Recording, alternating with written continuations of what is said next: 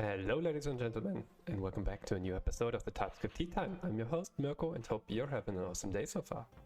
We're going to continue with our daily questions app, and maybe, potentially, if we get around to it, we'll be working also on T-Wars, which we haven't done in quite a while.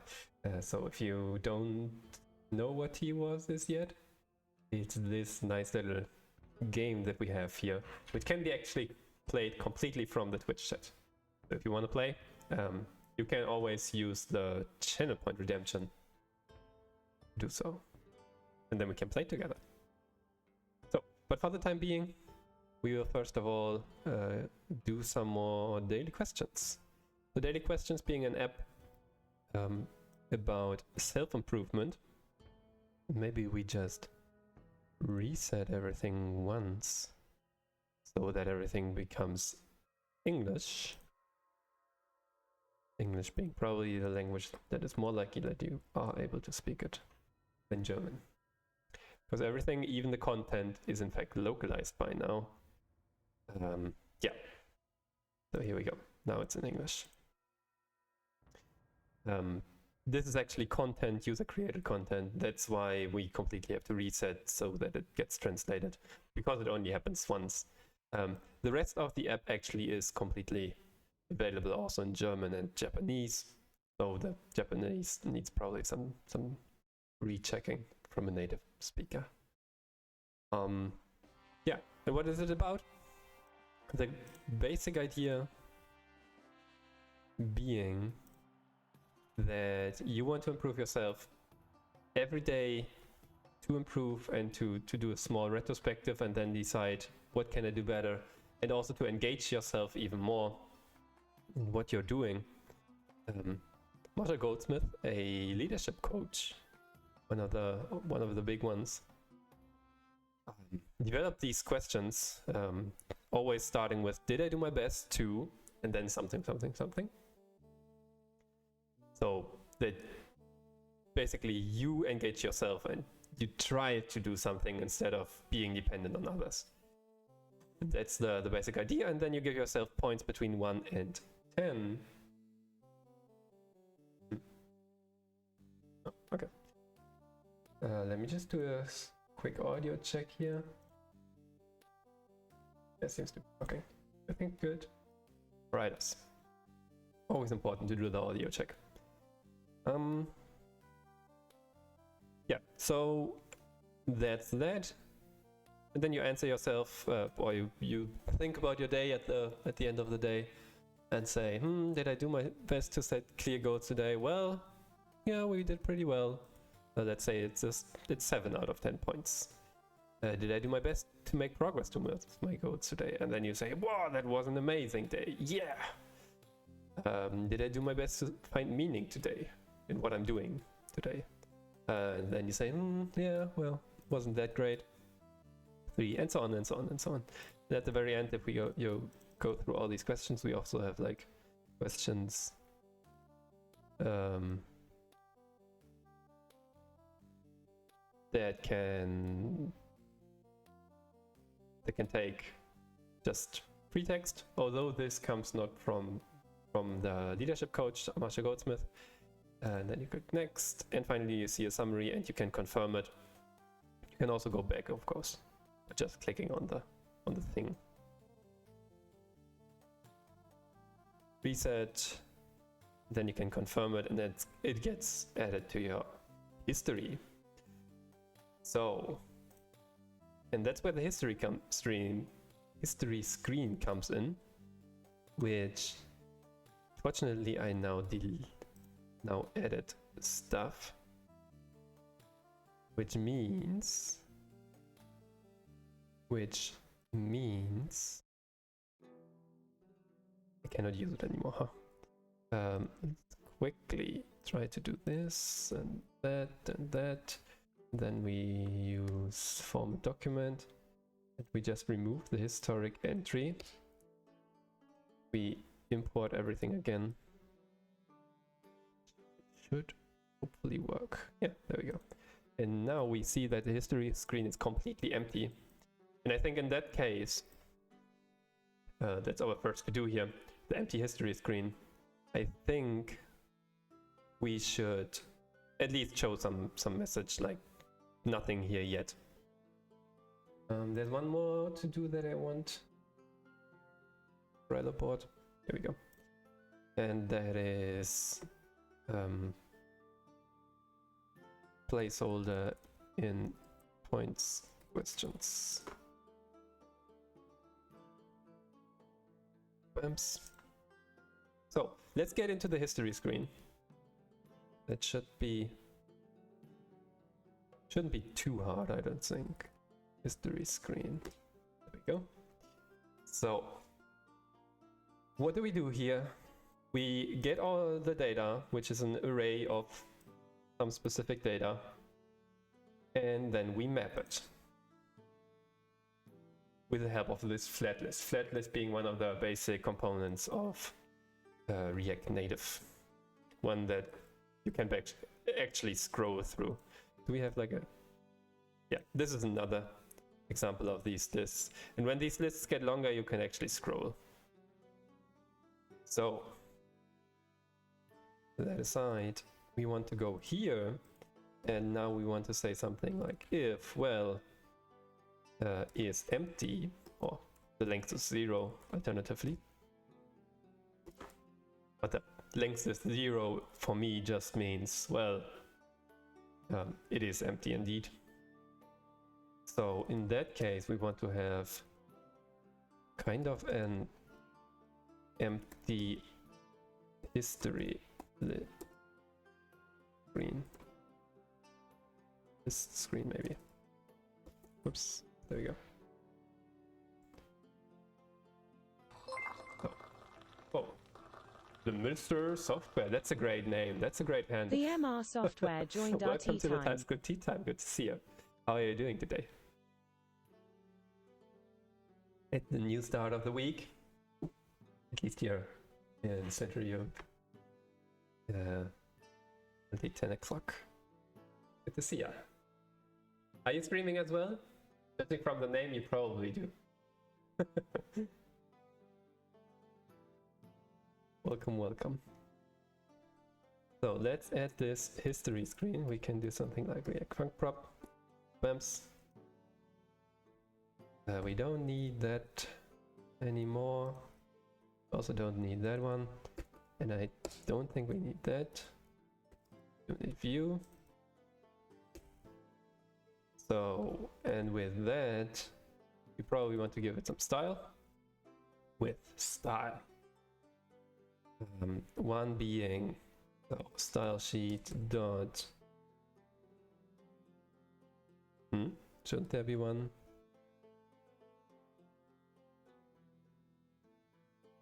Where does style sheet come from? Because it's not imported, that's why. It's not showing up. There it is. Style sheet dot. There we go. Absolute fill, I think. And then we want one more, which is something like justify content.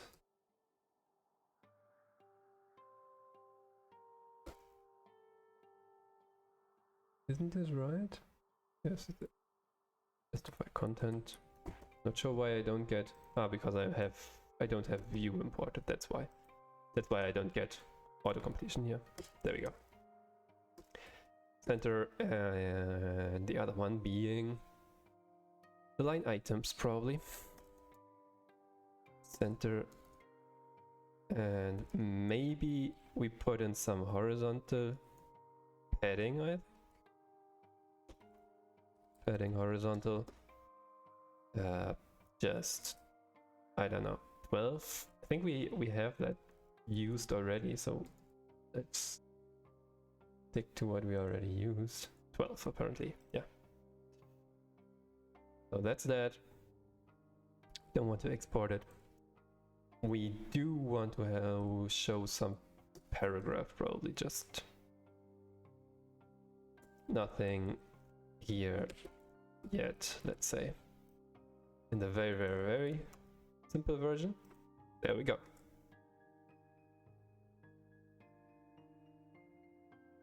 And maybe we put in another button, a button, and we say something like go to dailies. Up. Once you've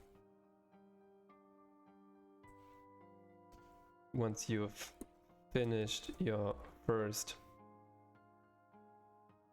finished answering the dailies for the first time, your history will show here.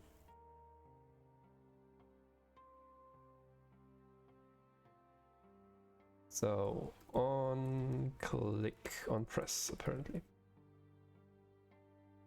We want to probably navigate to somewhere, and for that we most likely want to use navigation. On snap is equal to navigation. Since we're using TypeScript, we have to provide ideally a navigation prop here, and this one is the general one, which is called app navigation. No, not, maybe not. Yes, global. Okay, global.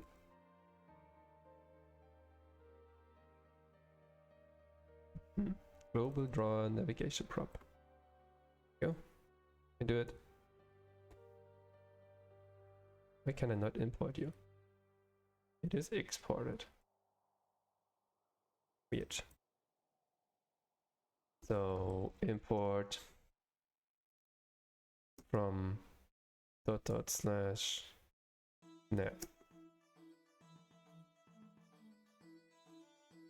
Okay, now it's happy. Here we can now finally say nav.navigate days web analyzer. That should work. Since this is the primary action, I want to have the mode of this being contained. BAMS. And here we probably want to have some margin. Style is equal.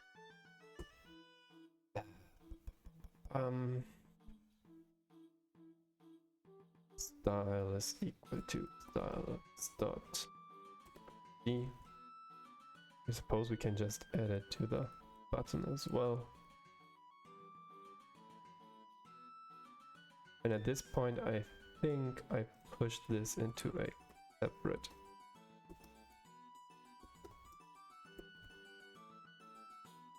Oh.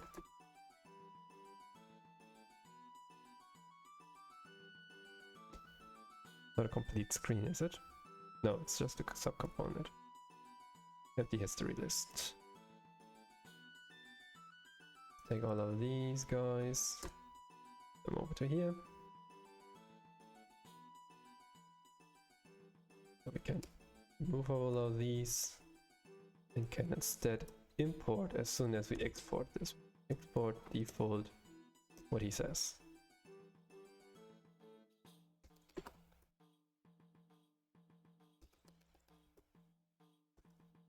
Import, and now we need the style, which we can do with style sheet.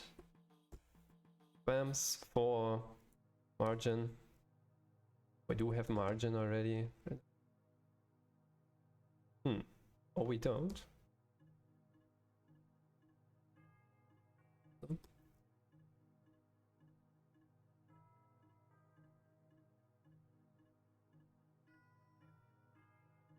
Did we have that? Currently not.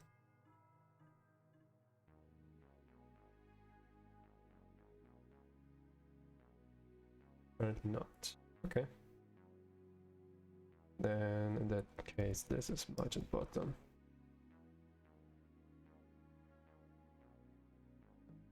Well, maybe, I don't know. So when did we move back here? But that didn't work. quite the way I wanted it to be.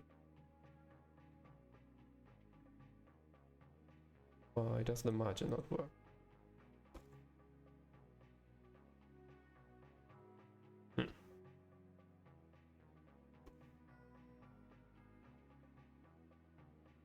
Outdated? Do we have any? We have TypeScript errors apparently. Do we? Can find variable styles. There it is. Save. Let's reload quickly to ensure that everything is up to date. So that brings us back to the default route. Now we can go here, but it still doesn't quite show the way that we wanted it. It says margin 2. Great. But why? And this one doesn't say margin at all. Why?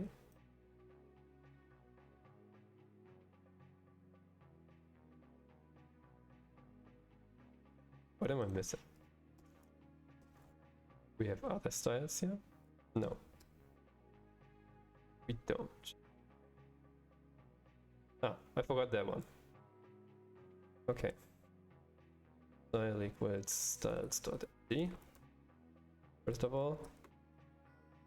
So that one's showing. This one, for whatever reason, doesn't.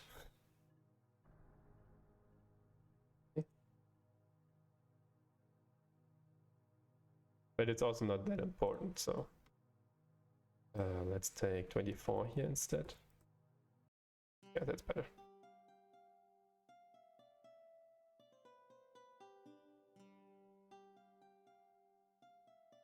How did that happen?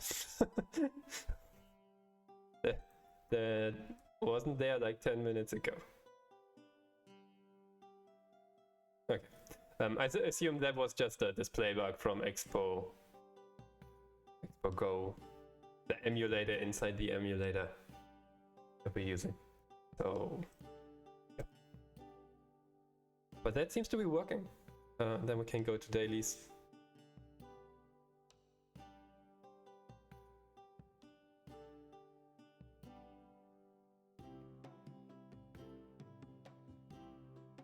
And we're good. So what we need to do next is number one, we need translations here. Use translations.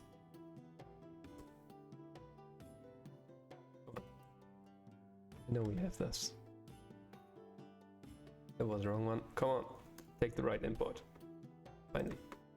So we take the T function of history :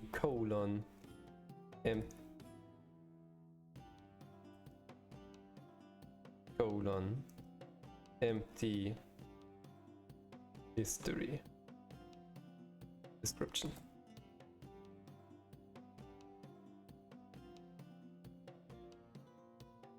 And then we can go to our translations, go to history, just somewhere,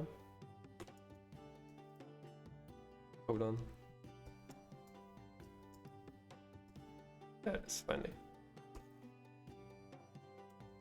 And then we can just copy paste this nice little text.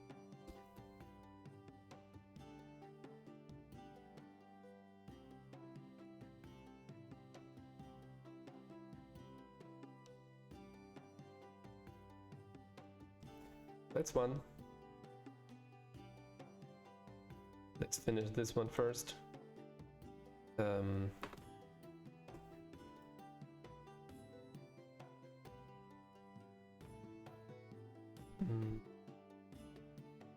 So for translations of the UI components, I always use Microsoft UI translations.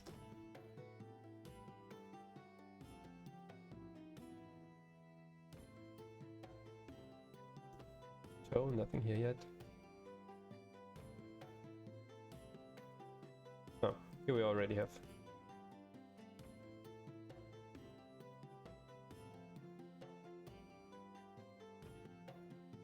Already Japanese, which is also good. We will need in just a second. No. Und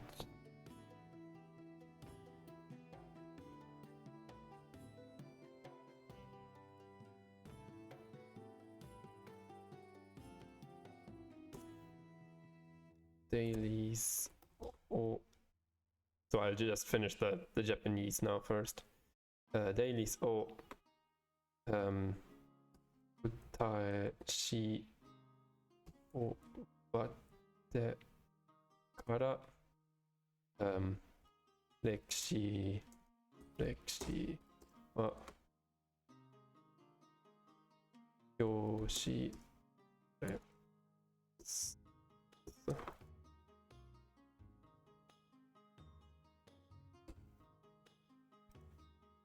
Yeah. That's the one. Wrong symbol. Hmm?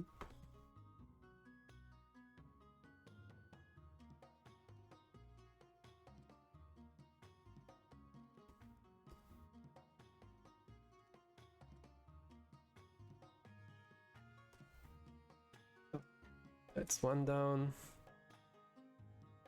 Now for the German. Let's look at what Google, sorry, not Google, but Microsoft is using in their different products. For example, Xbox 360. Nichts meinen, keine Daten für die Anzeige.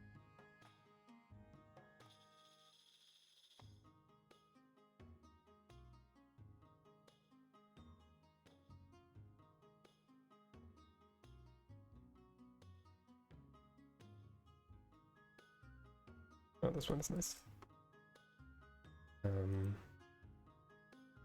Und keine Elemente. Aus Einträge gefunden. Nachdem du eine Dailies zum ersten Mal beantwortet hast, werden ihr für dein Lauf hier angezeigt. Move on all that fun stuff, and then we've got this one rocking, I think. Let's see, let's switch to German. No, wrong one. There you go. Nice. And then we can do the same for this friend here.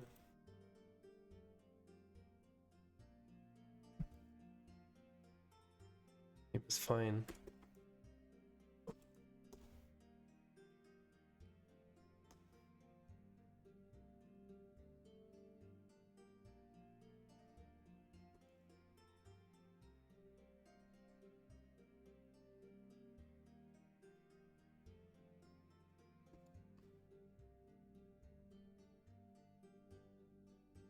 One, two, go to dailies. And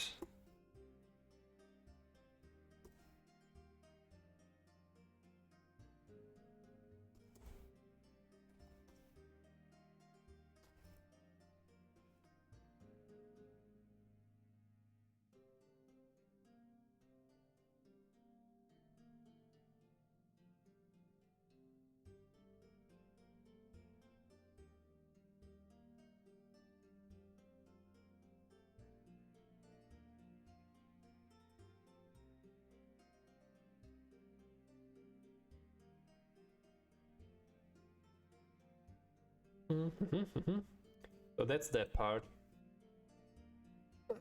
So for accessibility, we now should be doing some more.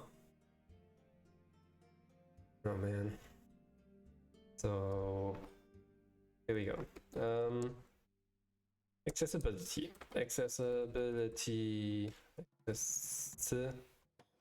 label. That's just the same, but accessibility or at least screen reader accessibility. History li hint. Go. Li hint saying or giving additional information of what happens when you click this button to a person that might be using a screen reader, for example. Let's just add all of these for now.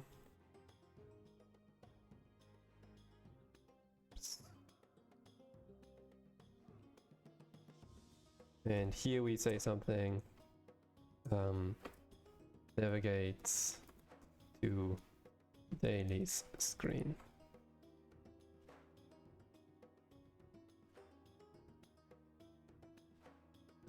Weird. Some Dailies. So Ansicht.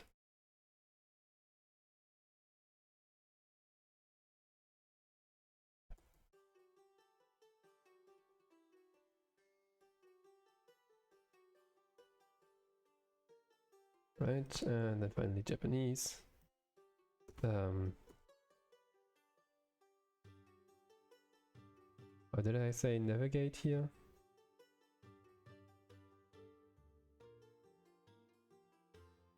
Modulu. In Japanese, that's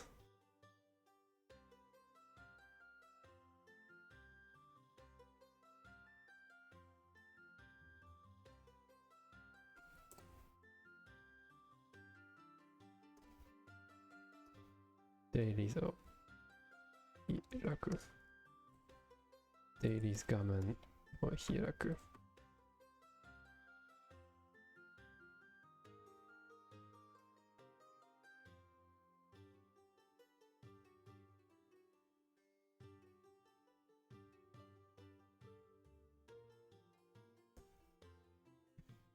All right, so that should take care of very simple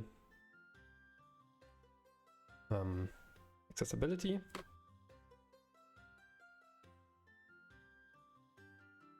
And are we missing anything here?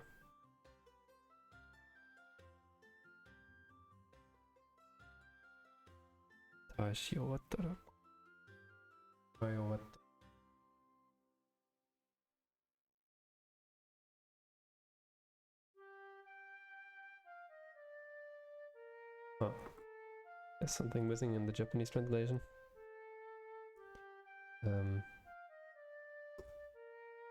I shall not.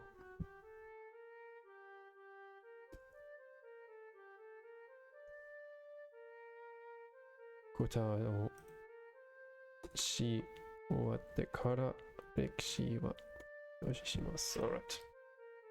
I think that's slightly better. Yeah. So I'm thinking about renaming this first screen answers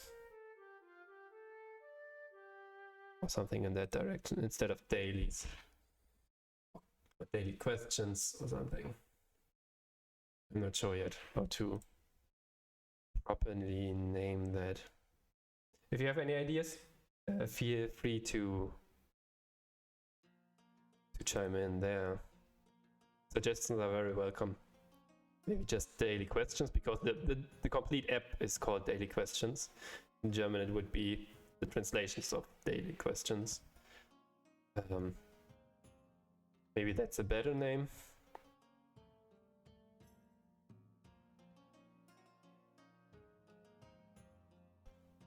Maybe.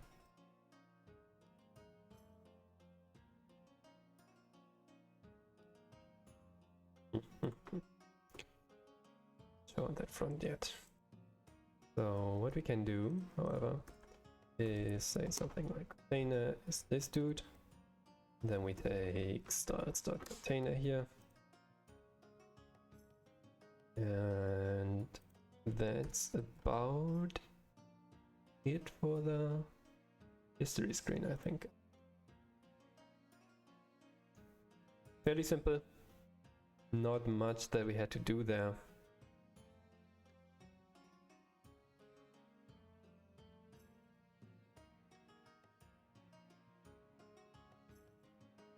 Browse called dailies. Yeah.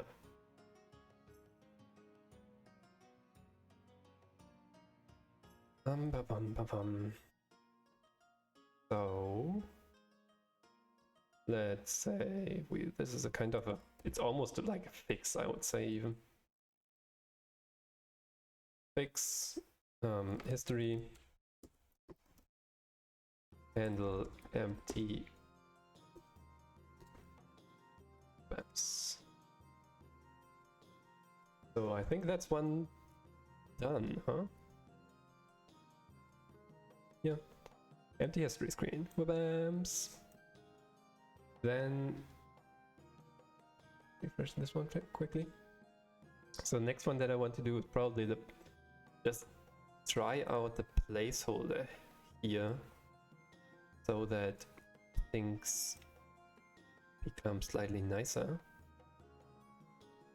When you click inside out there, so points, question screen. And in this case, I want like a placeholder. I'm thinking about a placeholder that would say something like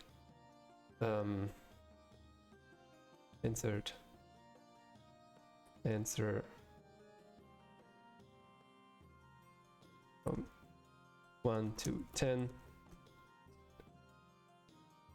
tab 0 or 10 points.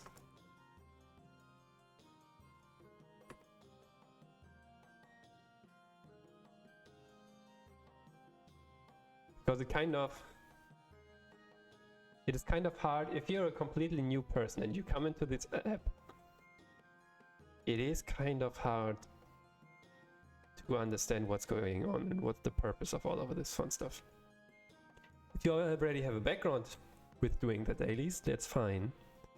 I think that this is super useful, and that was the original intention, right? Since I've been doing this since yesterday, by the way, 7 years? 7 years, I think. Double check.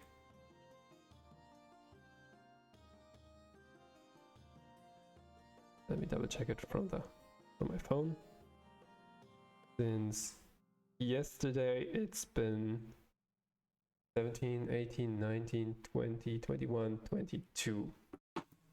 6 years. 6 years. I've been doing these questions, and like 4 months ago, I added or developed this app in a very, very, very, very short amount of time, one day, and it completely fulfilled my purposes, basic purposes. And now there's a difference between catering for one person who has this specific problem, or one specific group that has a specific problem, to a group that might not exactly know what they're getting into, but still want to try a product.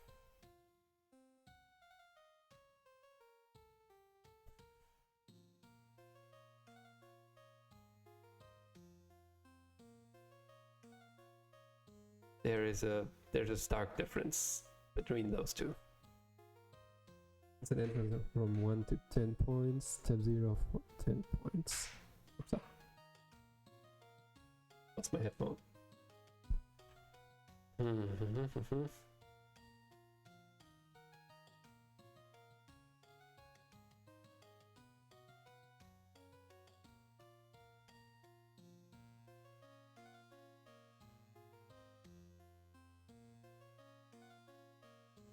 I guess it works, right? It looks a little ugly.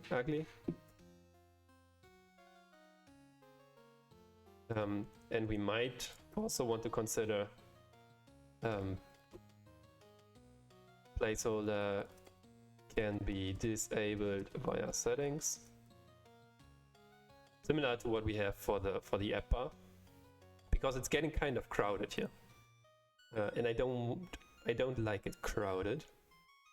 For my own purposes, I don't want most of it.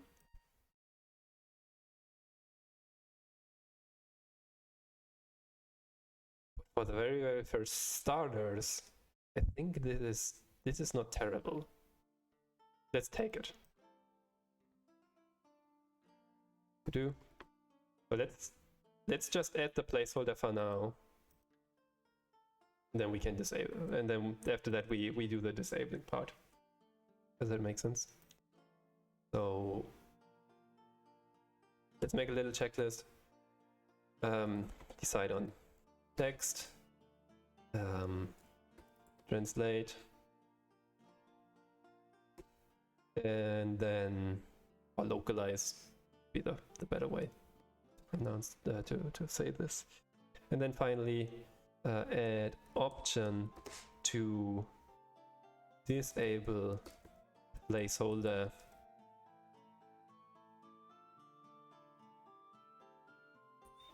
in settings. That's just for me, basically. I'm probably the only user for that part. So, do we already have a T function? We do have a T function here already. Nice.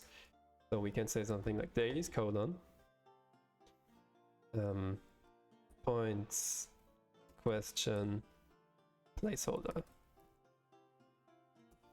I will need to double check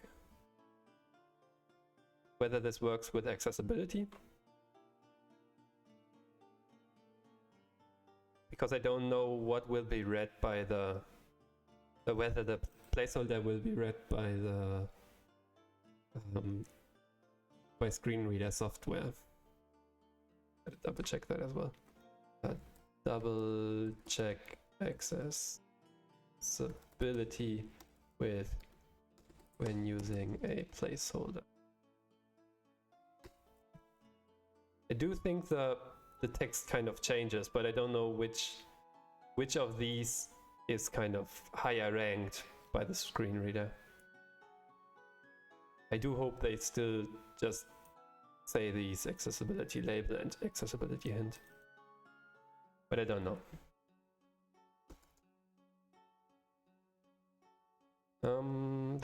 Translation, dailies,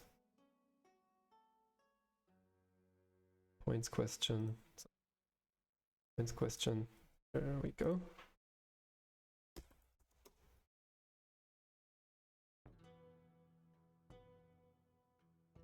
Where did I put the text that I had just now? This.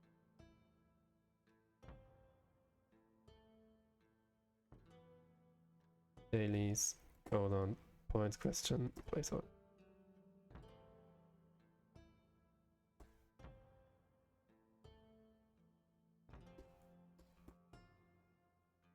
Right? Are we in English now? Yeah, that's perfect.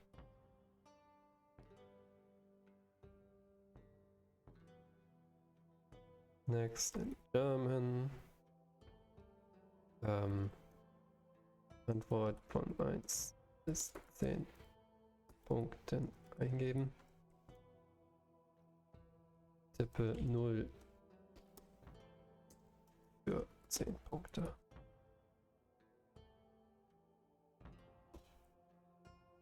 Up. And finally Japanese.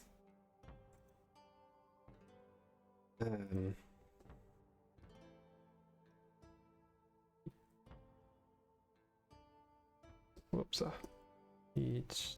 Why is it not working? Oh, because I'm in the German Japanese mode, which is super weird. 10. Gotta change my that. Oh.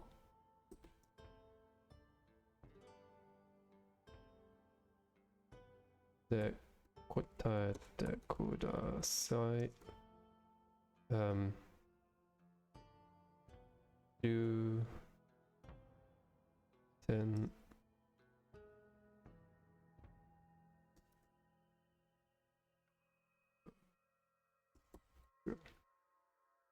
How many?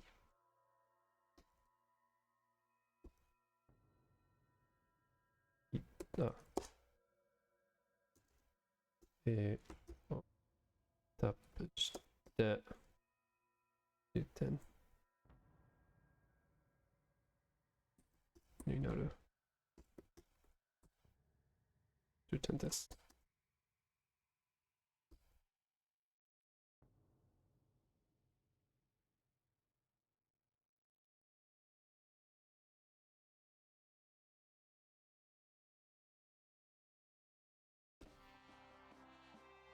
Might be slightly too long.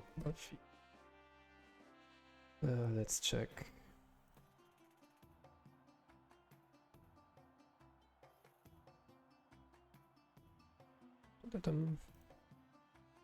Oh, need to switch to Japanese. I want to check Japanese. No, the freaking clipping again.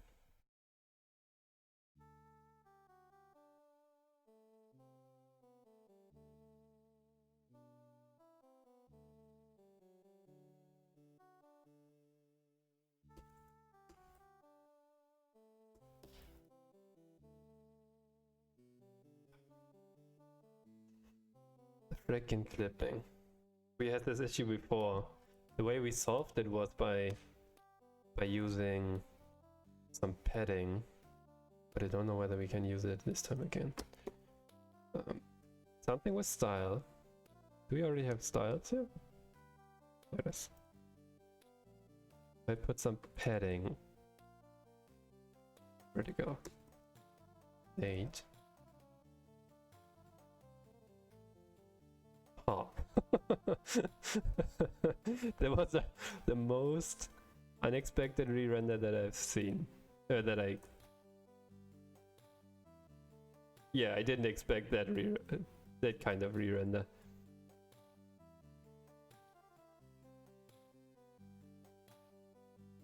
No. That didn't improve at all. Okay.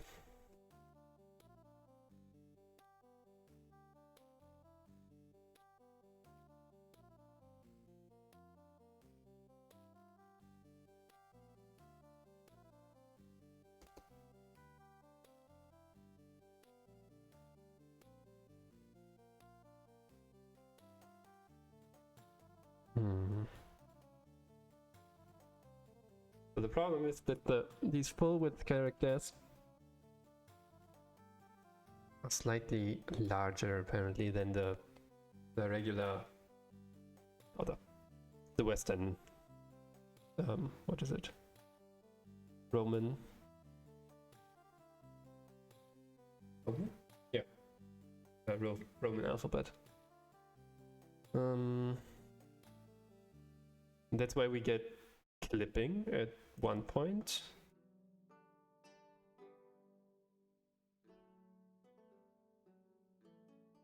That's why we get clipping at one point, and now it's clipping even differently. That seemed to have worked at least.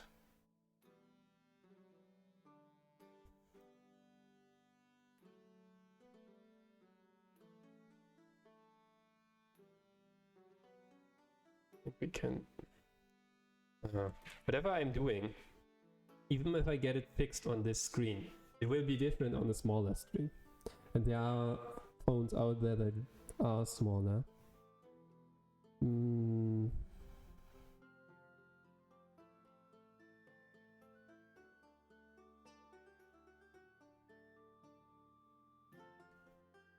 I mean, we can always make it even, well, always.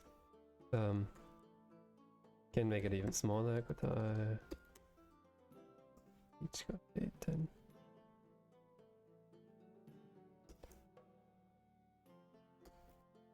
This is maybe the smallest that we can get.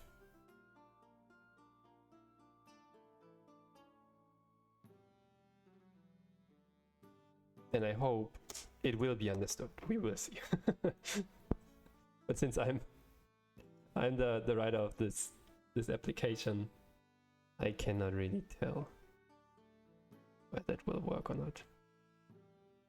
So, but that we have now, and that's good.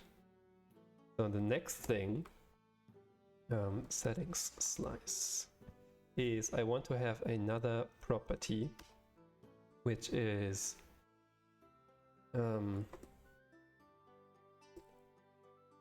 Show point questions placeholder.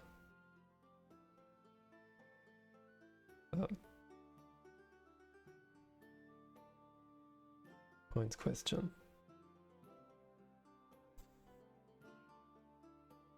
Question placeholder.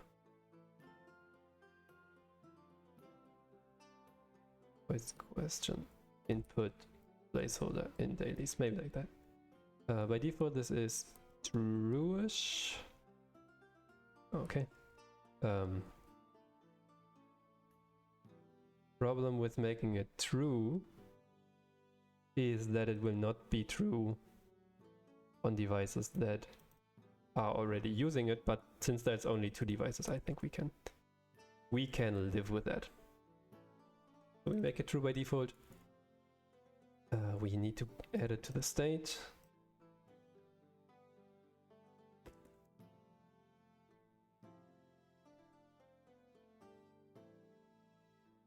Boolean.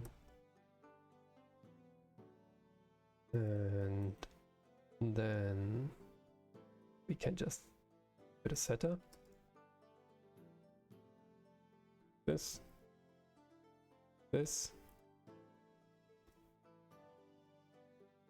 So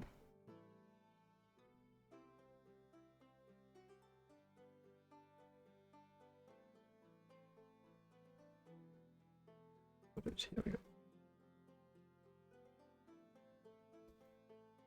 Now I stick with a set for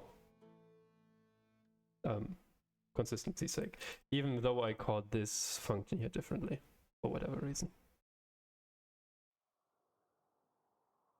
App bar in dailies, app bar shown in daily. Ah, okay. Then maybe we can instead use point questions input placeholder in shown dailies, and now we can stick to the other. Just saying show. You don't exist anymore. You to be here. Music stopped working. Music, please come back. Don't stop the music. It's sad.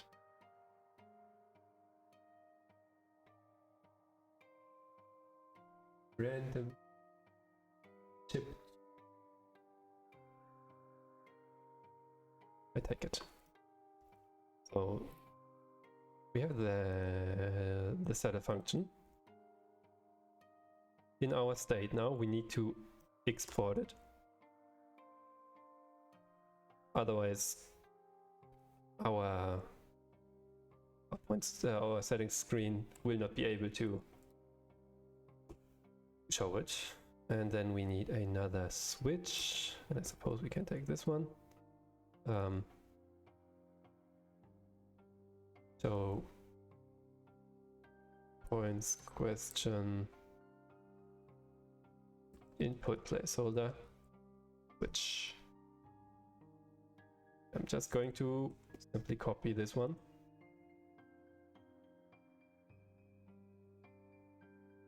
Even though there's probably a better way. Why? Let's say a dry way. The better way to say this in this case.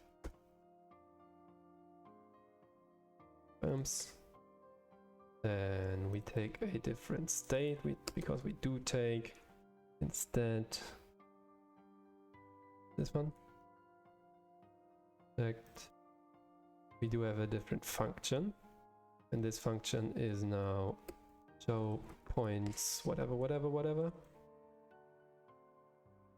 Oh no, show points.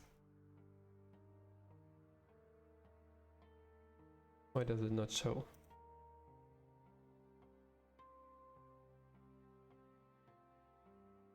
Show points, what he says.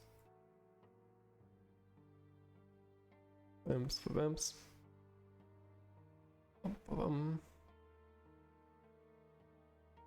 And then we need to say something.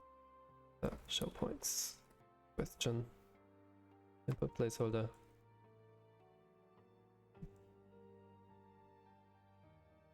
Very long name.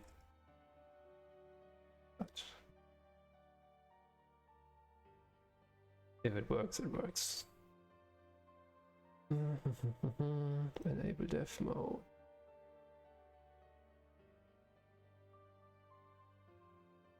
There.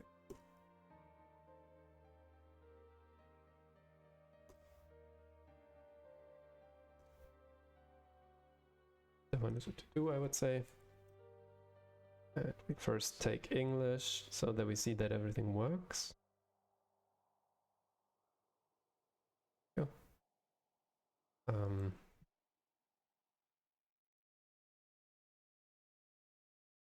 So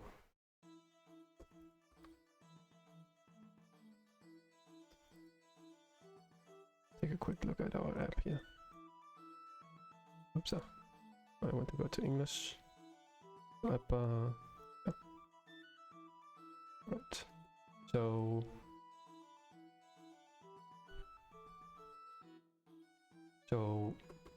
how to answer in dailies.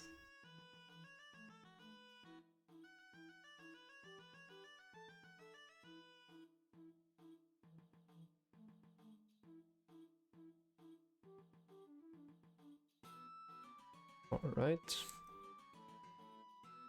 Need to of course import the function. So how to answer in input fields.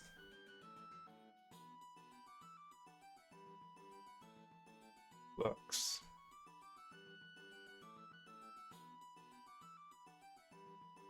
Why TypeScript? Neonix, why not TypeScript? Because with the TypeScript T-time, friend. Yeah, how are you doing? There are a lot of reasons for using TypeScript. Particular if you're used to React, then at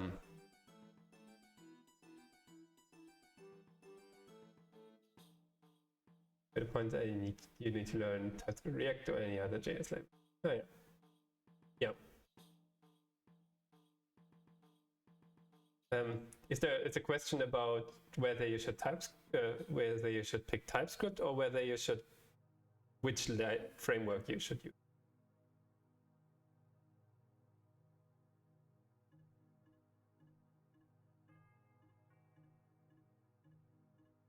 Particularly if you have worked with type languages like Java before, you're lost.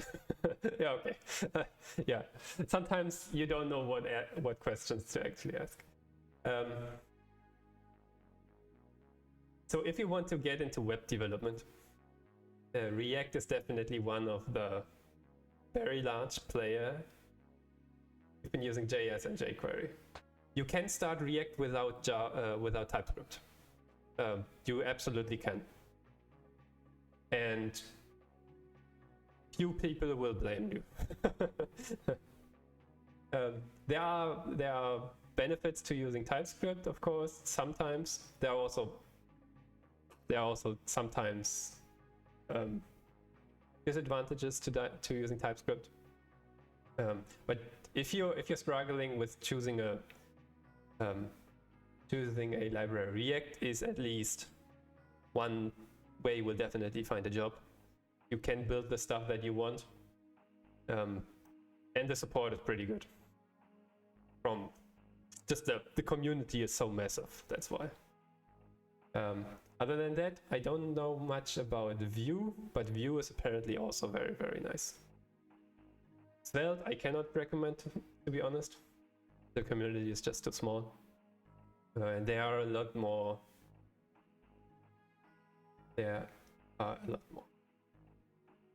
What we are using is, well, kind of. I mean, they're all doing web development, right? So, by the way, we are using React Native. So we are using React to develop on a mobile device, in fact. Which is another benefit of knowing React. You can just switch to the native version of it. fairly easily. Next.js. Next.js is built on top of React. So you first learn React typically, and then you put Next.js, or Next.js is using React.js a lot. If you're into Next.js, or if you think about Next.js, it is just part of the React ecosystem. It comes with its own stuff. So React is very, very, very free. You can do whatever you want, which is one of the, kind of what JavaScript is pretty much all about, right? You're in the ecosystem for some time, you know that there's always 10 different libraries, and all of them are the fastest and the best for doing the same thing, which is kind of confusing for many people, because you have to do your research, but you also have a lot of freedom of choice, and there is definitely a solution for you in there. Well, it's most likely, let's say. It's most likely. There is a solution for you in there. Choosing can be difficult. If you're struggling, React or Vue is probably what I would go for if I can if I can do it again. If I can decide from zero again and had to relearn everything.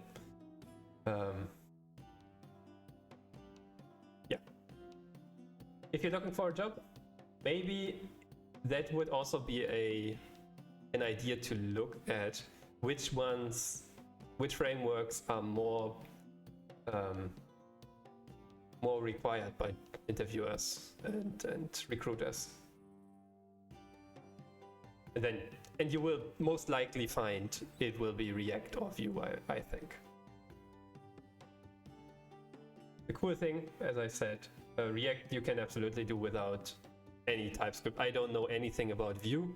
I know it's growing, it is cool, many people use it, also here on Twitch, by the way. So I cannot help you on that front. React is a solid choice as far as I can tell. You can do pretty much everything with it.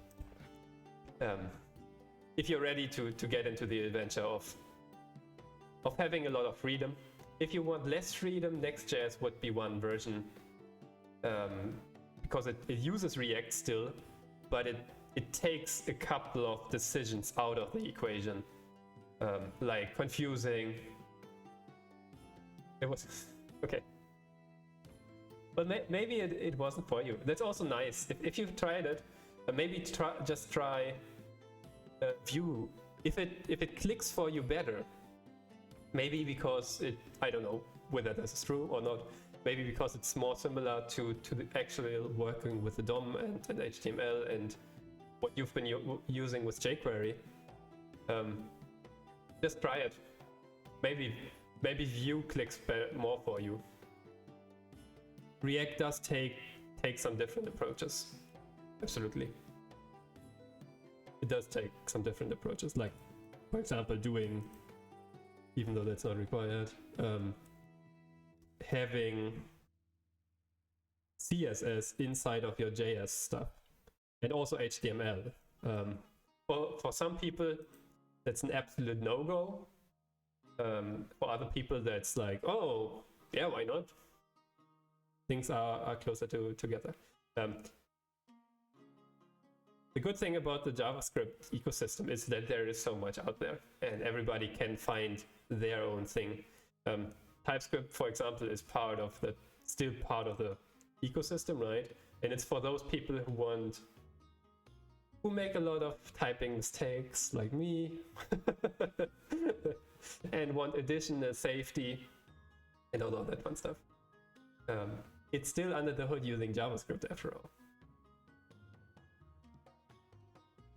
It's also part of the ecosystem, I would say, but for those people who want the safety, additional safety, it's a very good choice within the JavaScript ecosystem, because you can still use all of the other fun stuff.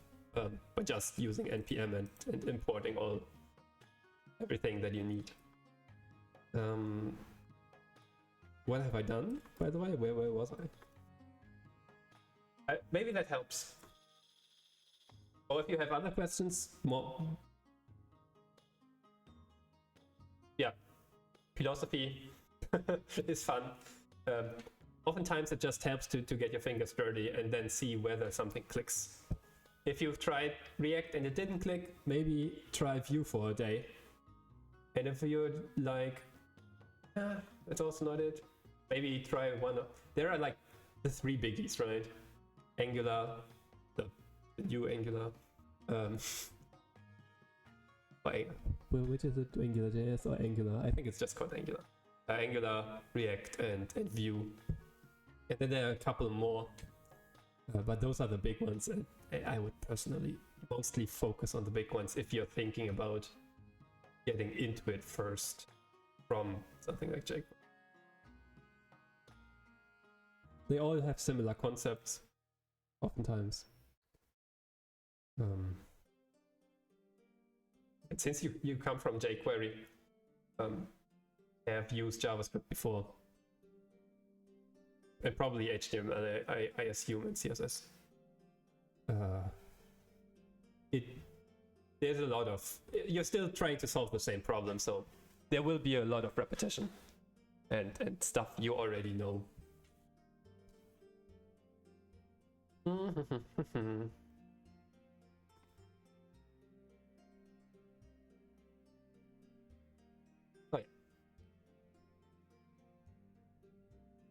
Kind of the classic stack, right? Nice. Yeah, there was a solid choice for a very long time. And I suppose there's still a lot of flexibility inside out there. With jQuery, you can pretty much do everything that you want to do with React as well. Although it might be slightly more fiddly, I would expect. React or Vue and all of these other JavaScript frameworks, they scale a bit better, I assume, than jQuery. At least from what I've seen from jQuery. But you can and people have built great software with jQuery as well, right? And just regular JavaScript, vanilla. So let's see here. Show how to answer in input fields.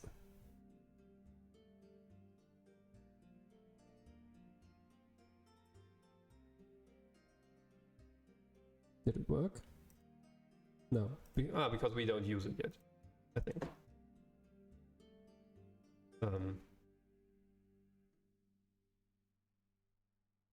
Placeholder visible. Oh, 2 placeholder visible. Then we can say stack.settings.show whatever. No, something was shown. Super long name. And then we can take that one, and then we can take question mark, or probably undefined, I suppose.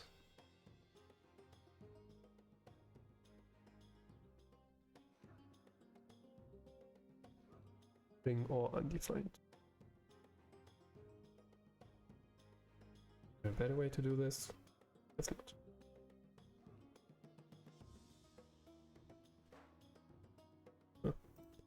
So now it is shown.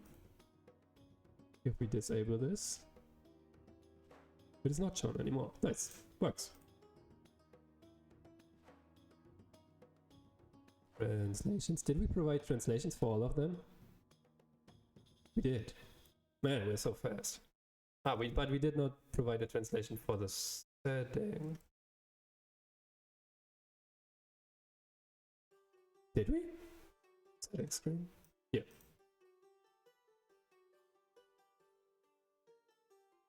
Did we already provide? There it is. Okay. GitHub Git was a bit slow here. or VS Code on the refresh. Ah, there it is. It's still empty. Okay.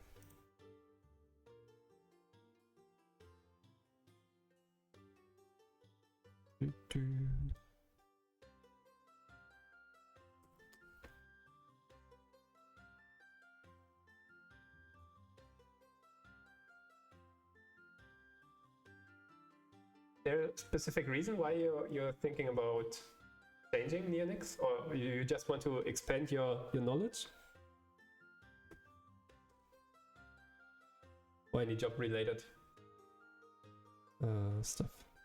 So let's get into the translation here.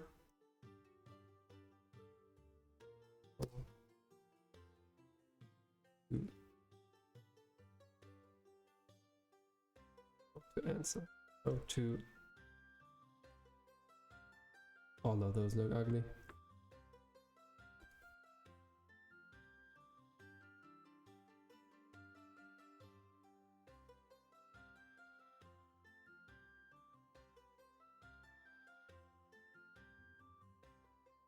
That's a text that we already have. Can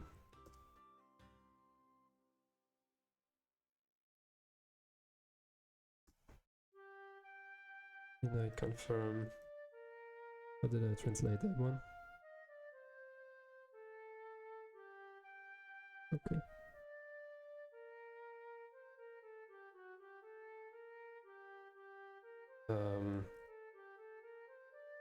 Sky Kata. Oh, that's was input field these. So let's look at scalability and keeping up with markers. I guess. Oh, yeah, that does make sense. It's absolutely reasonable or understandable. Input field. Okay. And in Japanese.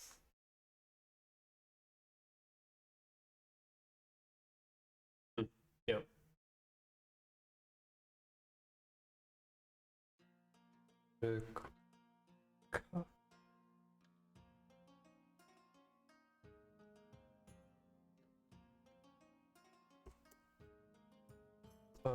Neurok field.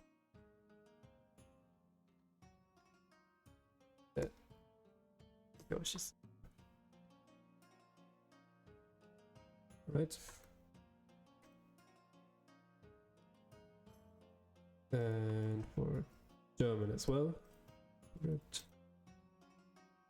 That one. Where did I put it? Is there any specific place that I picked? Under Unite.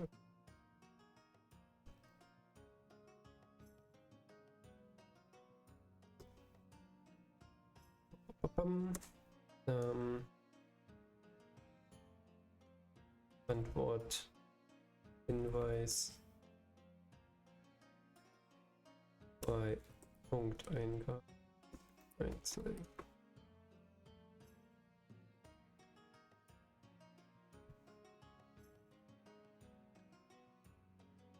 An.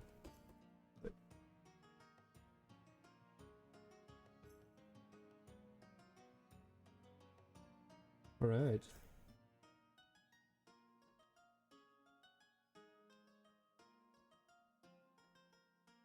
Actually, this one is the nicest one. The German translation is pretty good compared to the English one. Not really happy with the English translation, but for now it should be okay-ish. And that's it already, I think. Thanks to Redux, it's super simple for us to add something to this part of the application, to the settings, and have it consumed here inside of these, the completely different screen.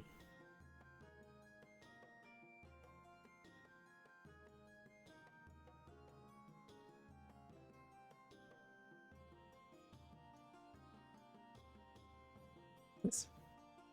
Great. I still have to double check whether this works together with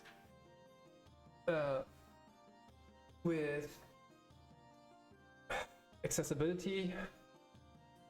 The languages I know is mostly TypeScript. I forgot everything else.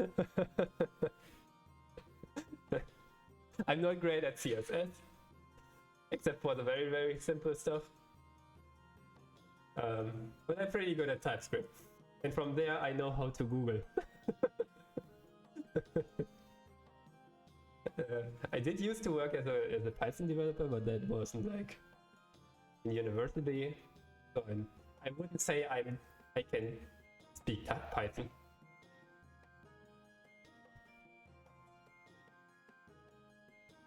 Oh, you mean like the since we were talking about coding. I thought you might mean that one. Yeah, I speak German is my native language. English is just the you must have it language. I'm native German, so that's not a skill for me. Although German, I'm very happy that I've been German born and I've learned German from the very beginning, because German is so freaking hard. Oh. And the other one is Japanese, indeed. Yeah.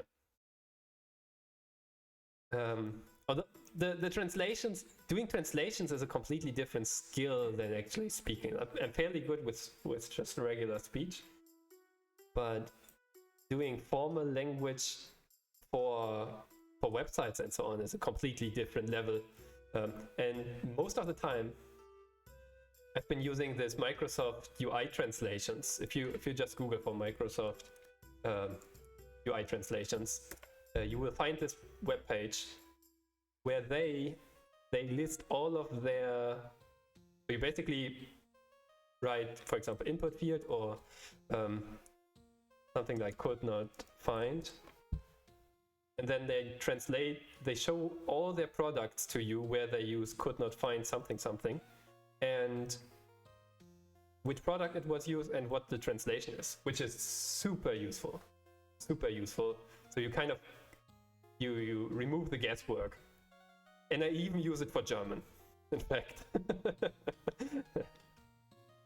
Earlier, like if we step back a couple of times, you see me googling for input field in German. Eingabefeld. It's super useful, this page. I shared with you. I think I shared the search term with you now as well. But if we just, I think it should be like this, right? Yeah. That's super useful. I also only found it like when I was actually in one of my previous projects, we started to translate from English to other language all of a sudden. And there we had to provide, we didn't have translators at that point, so I had to do Spanish translations, which I cannot do. And I just used this together with, and then getting feedback again from my colleagues. One of them was Spanish, and it was pretty solid. What this page was able to create, in particular for just single term, like confirm button, cancel button, and so on. This just works. For long descriptions and so on, this is more complicated, of course.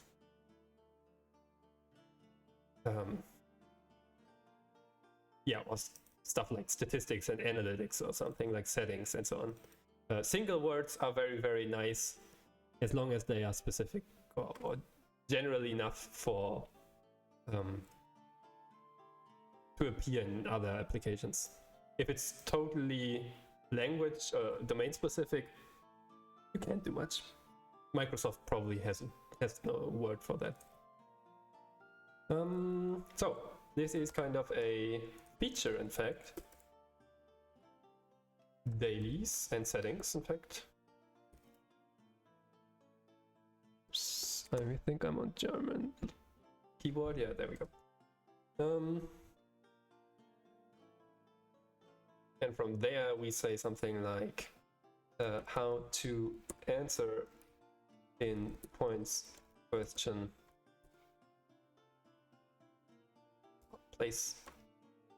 placeholder of points question.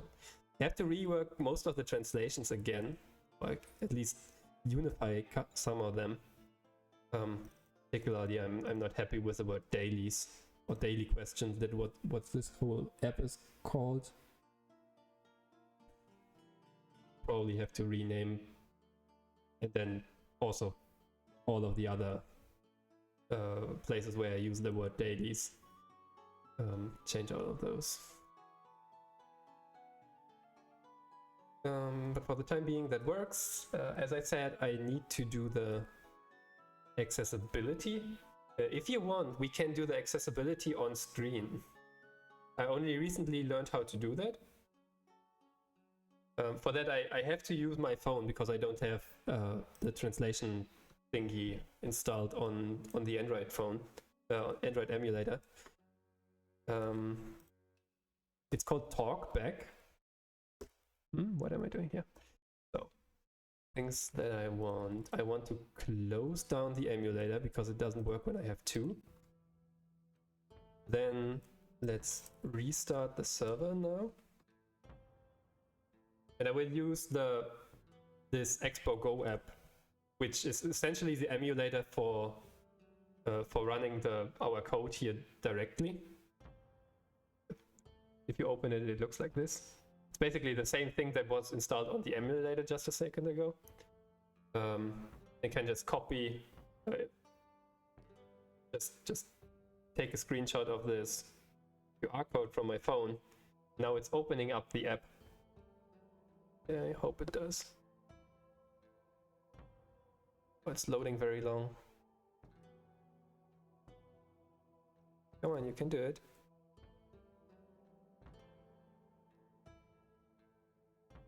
Oh, that didn't work, apparently. No Android connected devices found. Why not?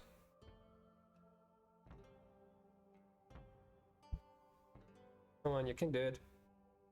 Scan your QR code. Scan. Why is it not working anymore?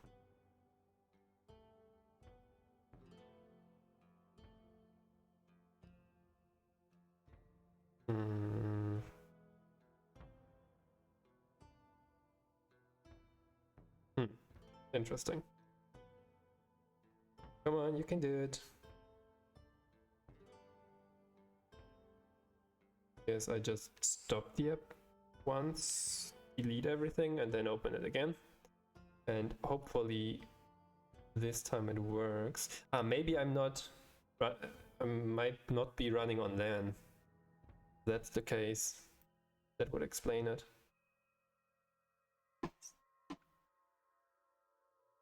I am running on LAN, okay. Why is it not working anymore? Come on, you can do it.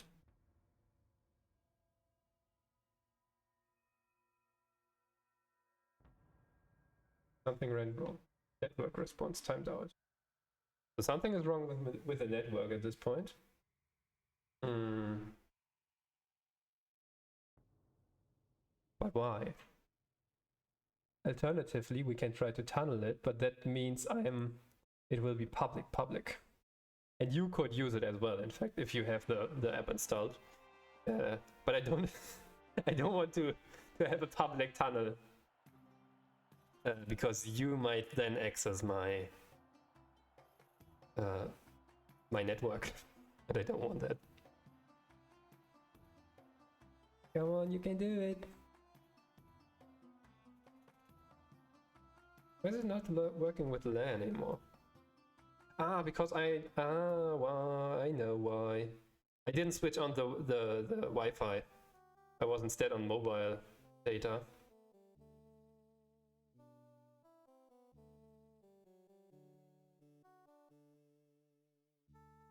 You have no idea what you're doing. I'm opening the app now on my device, but I ran into some network issues. There we go. That's the app actually running on my device, and that's using the QR code that I have here and being in the correct network. And now what I want to do, this is going to be fun. I hope the volume is not too loud if I do this. Aktiv. Can you hear that? Navigation. Dalisansicht. Überschrift. It's now in accessibility mode. That's a screen reader. You might, so there we go. When I click, for example, on this element, it reads it for me. I click on this element. Habe ich mein Bestes gegeben, um mir klare Ziele zu setzen. And so on and so on. And what I want to see Habe ich mein Bestes gegeben, mir klare Ziele. Antwort 1 ist nach der Abgabe beantworteten Frage oder yeah, okay, perfect. That works just fine. Showing number keep. Okay, perfect. It worked. So what I was afraid of was that, so we just now added the placeholder inside of this field. This placeholder here we added inside the goals field in this case. And I was not sure whether the screen reader will read this placeholder, which it should not in this case. I don't want it to be read because I already have that in a different setting. So, and this setting is this accessibility label and accessibility hint. If you've ever worked with accessibility on the web, you might be aware of, I think it's ARIA label and ARIA, sorry, and so on. And ARIA role is another one, and I think there might also be an ARIA hint, but I'm not sure. I haven't worked much with accessibility at all. Like a week ago, I finally got into it. There is a very good guide that I still wanted to share on Twitter, in fact. But these two guides that you can find here, I will just share them. They're very, very good. They come from Shopify. So both, even though this is from the private person, the private website of this person, he's a accessibility tester of Shopify. Shopify, if you don't know, it's basically an e-shop, but it's a framework for building e-shops. You just click together, add in some pictures and all of us, and add your own products, and all of a sudden you have a web shop with complete cashier and so on and all of that fun stuff. And these two helped me a lot, in particular the second one for React Native. The first one is just generally, how do I activate this frickin' screen reader on my phone? It's not complete about, or this is not the complete area of accessibility, be aware of that. And I am unfortunately aware of that. There's much more.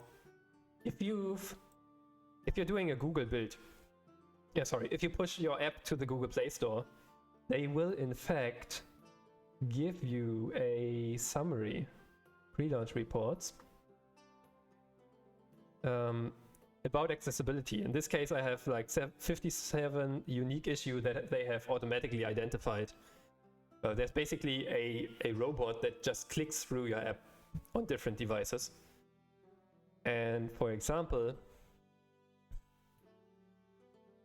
takes a while to load.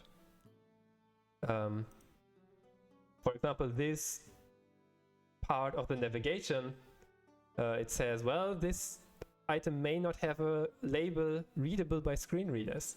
It can only say dailies, but it doesn't say this is a navigation item, which would be important for a for a, well, without proper context, a non-sighted version, a person who, or somebody who has not that good eyesight, that great eyesight, might not know what kind of button this currently is. So that's why I should actually provide a label. Unfortunately, the library doesn't allow me to that easily, unfortunately. That's why I don't have it there. I finally have it on the drawer menu, which is worth a lot, I think. Just having accessibility on the navigation item, or the button, navigation button, to open the drawer menu is worth a lot, I think. Yeah, and they show you a lot of screenshots. For example, this one apparently. Consider making it the clickable item larger. Is another one that is not so much about screen readers, but about people, I don't know, who have I don't know, maybe due to burning or something, do not have the finger dexterity to click that item, or not so great contrasts. Yeah, here for example the AM does not have a great contrast, so it might not be readable to some people. I have this problem sometimes. Apparently there is something. That's not my issue. That's actually a just regular Android reports itself. I love it. Very interesting topic, and it can be very, very important for your business as well. I've mostly been doing it for learning. I don't know how many people will use this app anyway, so, and I in particular don't know how many people without eyesight will use it. So it just works. In fact, we can go to our checklist, decide on the text, translate it, add an option to disable the placeholder. We did that as well, and double check accessibility, which we did as well, which you might have heard thanks to the volume. And I think that's it. Babams. We got that one done, and I think this is a great feature in particular for startup, or for onboarding. That's probably what I want to say. If you open the app for the first time and you don't know what you're doing, this will definitely help you understand what's going on. So running app on the Pixel A phone. I just want to have the emulator back, I think. Emulator. And let's start up again. And now let me check the time. How long are we streaming? 1 hour and 30 minutes, huh?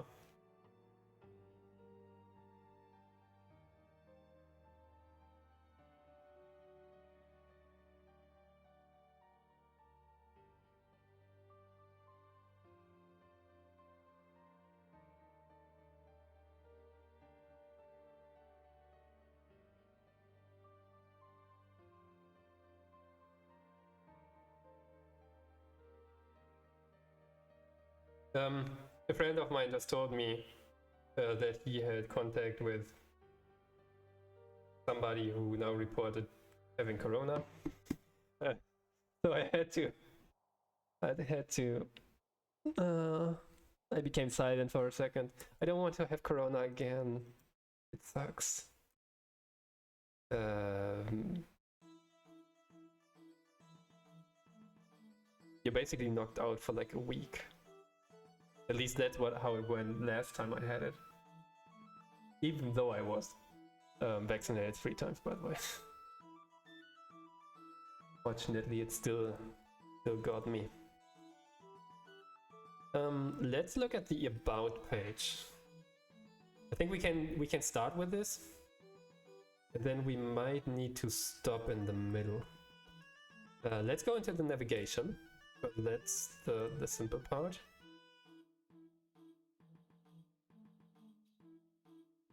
We can first of all close all of these, and then since this is a completely new part of the application, I will in fact do the following. About. Inside of there, we want an about screen.tsx. TSX being the, or JSX, sometimes also XML in JavaScript, so that we can write something like this, essentially XML code, HTML, React Native func props. Done. So now I want to pull over, I think, this version and copyright here.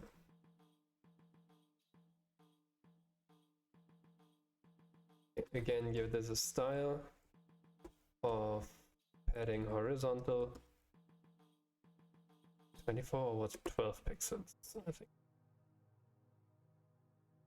So, and version and copyright, I want to remove from here, and I just want to move it completely over to the about page. There we go. Done.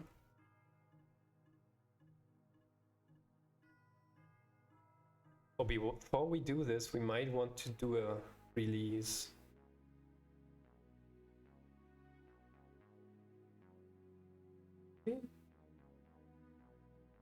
No, it's fine. It's fine. I think we can do this in a reasonable time. So, reload. Apparently, I have issues in the settings screen. Save. Reload the app. Correct. It's not showing, of course. Because we need to link it up in the navigation app. Inside of here, I need to say something about screen, routes, about, not abouts. This is TypeScript complaining about the route name, because up here we provide the type. It does not know about now. What's happening? What was that just now? Does not receive any. So we have a route about, and we have, it does not receive any properties by default. So now TypeScript is happy here, and now we need to go into our translations. We write something like about right there, call it about,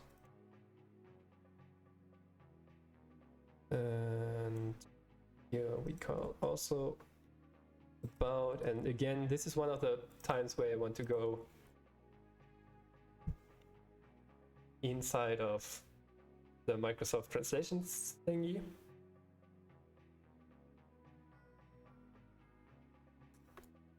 It was a German translation, I want the Japanese one, because I have no idea what the Japanese translation of this is.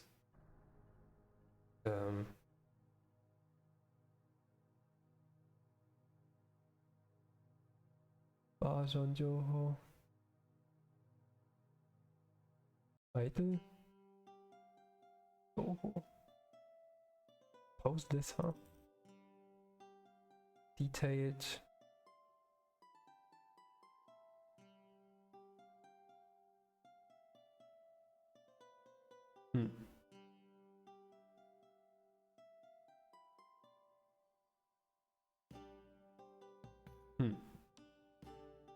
Maybe this one? I'm not sure. Double check.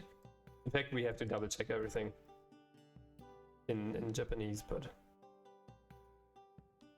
because I'm not a native speaker.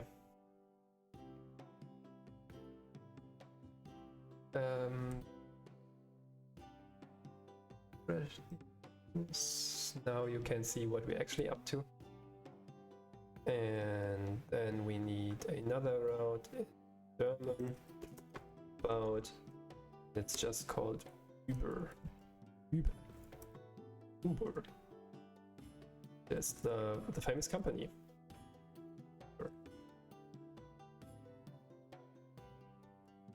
There it is. Nice. Nice. And now the settings do not have this anymore.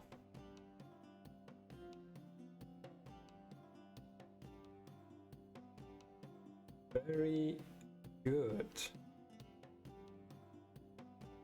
I think this is already kind of commit worthy. From here I want another screen, and that's the fun part of the about page. I want two more things. I want a reference to GitHub and say that this is completely open source software. And the second thing that I want is I want a list of licenses and libraries that I'm using,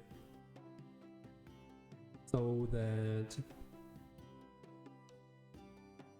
because software licenses just sometimes they ask you that you have to make a reference to that license inside of the application, and that's basically a legal requirement. Although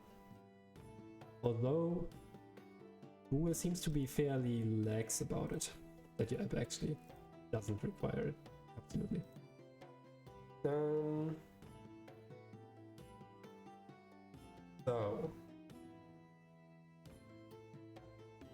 with that done, let me see here.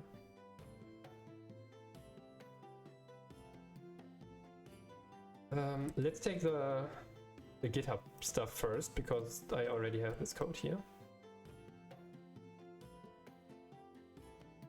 I did edit some time ago. I don't know when, but it looked kind of ugly. That's why I removed it again.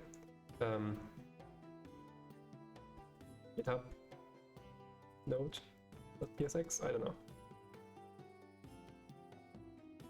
This probably needs to be a React Native function. So, and remove that one, we remove that part.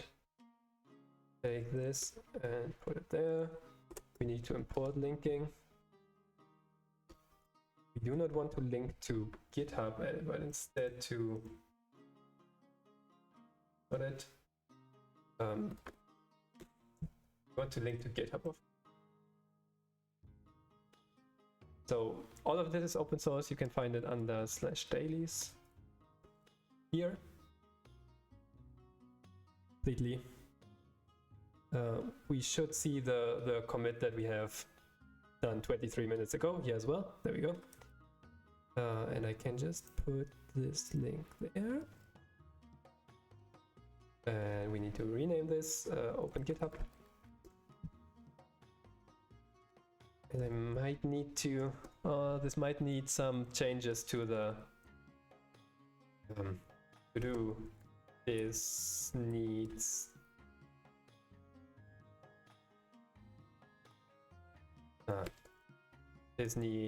changes to the privacy policy. In fact, I think since it's an external link, we might need to that is implemented inside of our app.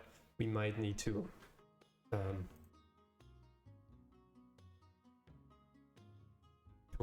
also note that in the privacy policy, or at least in there's a quiz that Google asks you to provide, or Google Play Store provide, and I might need to provide it there. I don't remember. So MIT open source software, collaborate as wanted. Check our GitHub repository. Styles.link. Apparently that comes from here.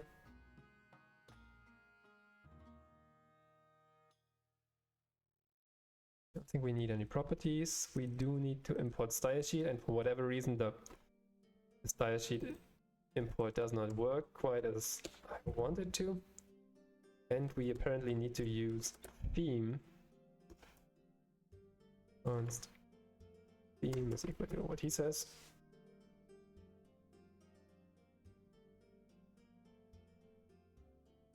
And if we go to our about screen and we say GitHub node,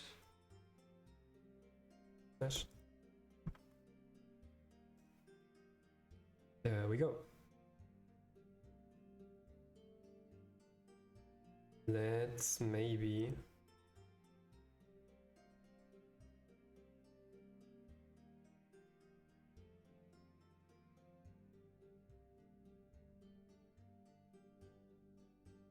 okay. Let's maybe put in some padding.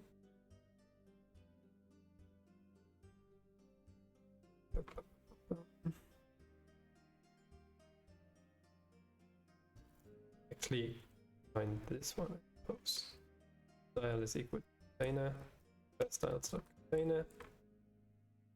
So let's define some styles here, and the one that I really actually want is probably margin vertical.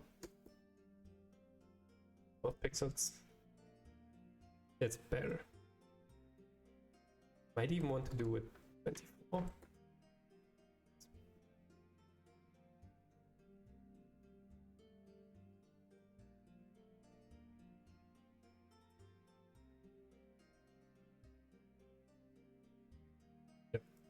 Workers.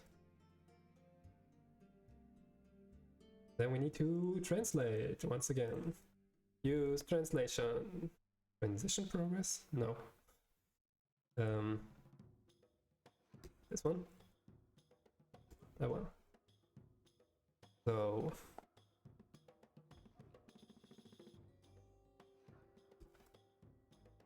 B of about colon GitHub.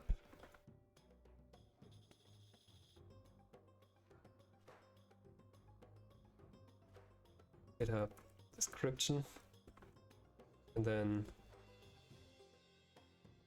GitHub link text, link label text. So all of these don't exist, but we will just provide them. So settings, maybe after settings, about. Oh, I'm in German currently. These are the German translations. I want to go up to the English ones because they provide the base for the TypeScript help. GitHub description.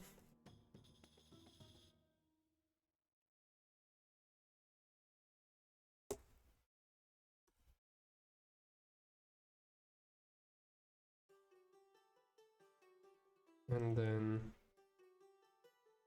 there might be a better way to format this, by the way, but I don't know how. Honest.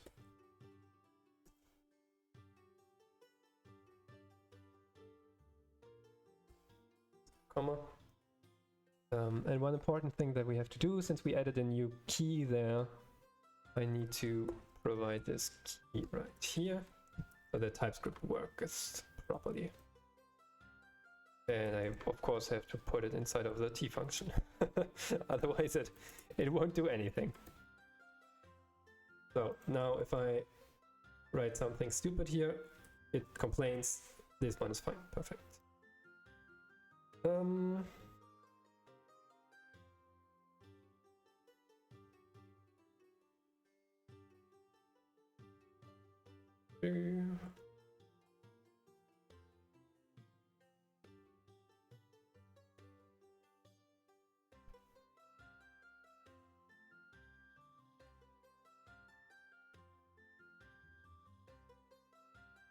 Anything else?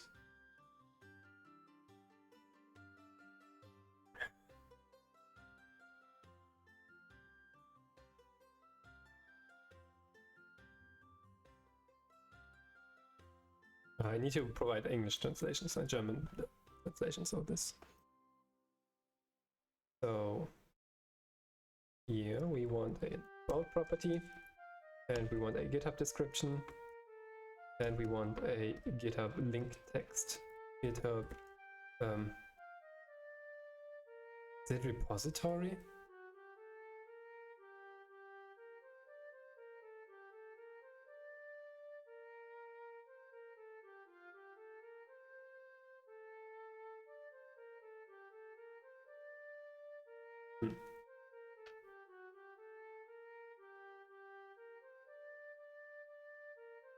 Repository in German.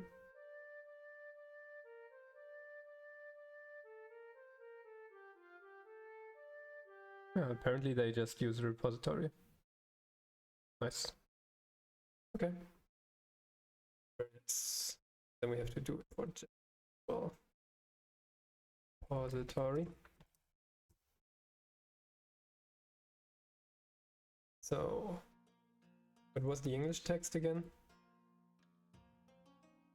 Ah, come on.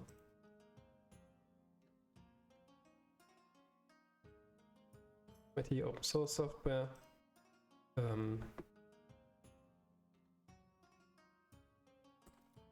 Mitwirkende sucht. Englisch.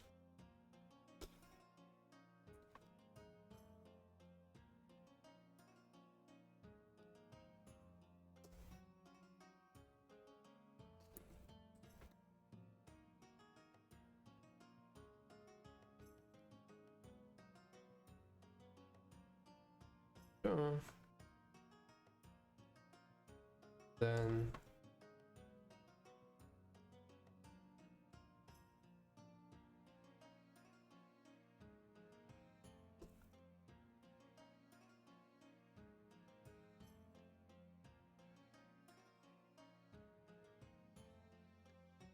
I guess this one.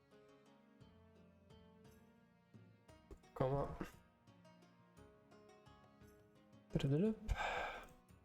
Settings.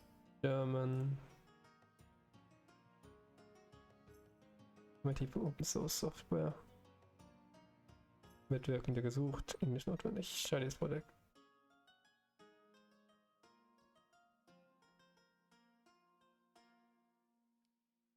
But ja, unser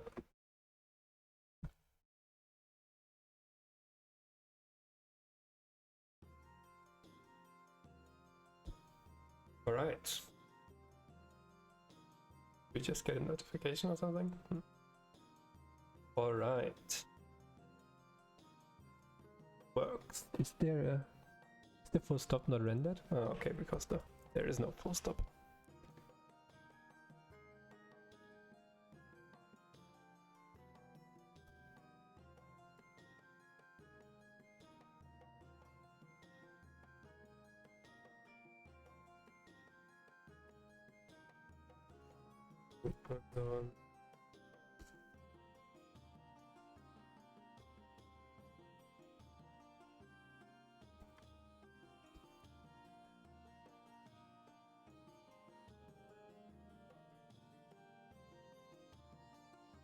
No, I don't know. But I guess.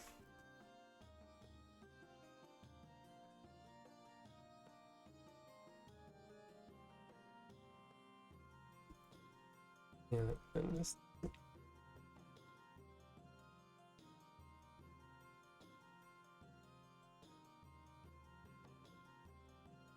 full stop. Right. Works. Then for Japanese as well.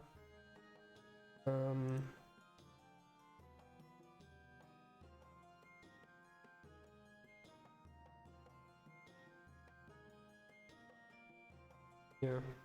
IT open source software. Cool.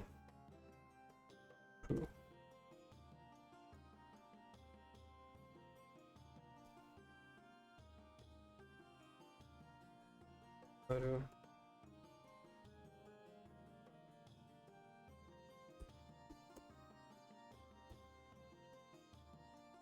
MIT open source software. Maru.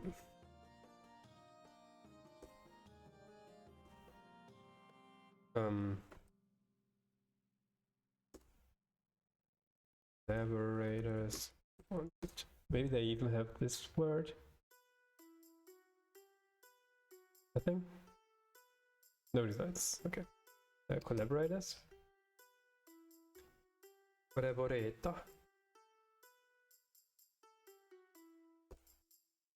Shoot. Ego.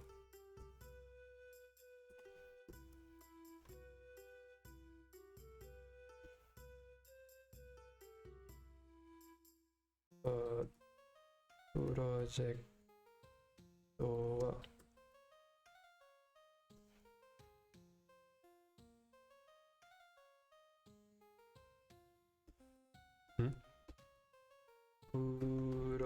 Project.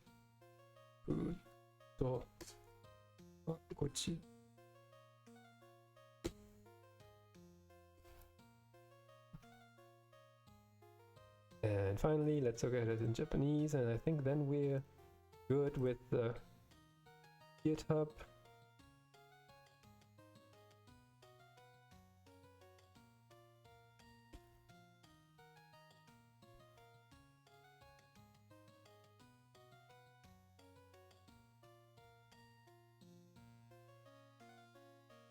Yep.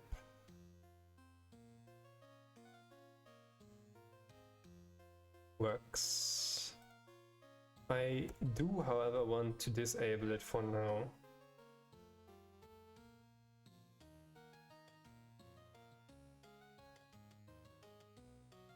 Because of the privacy policy. So about screen, we can do is we can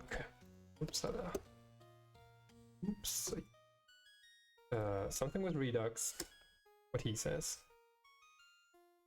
So, import. We call this dev mode, the flag. And then we call that start dev mode. And we need to map dispatch. We do not have map dispatch.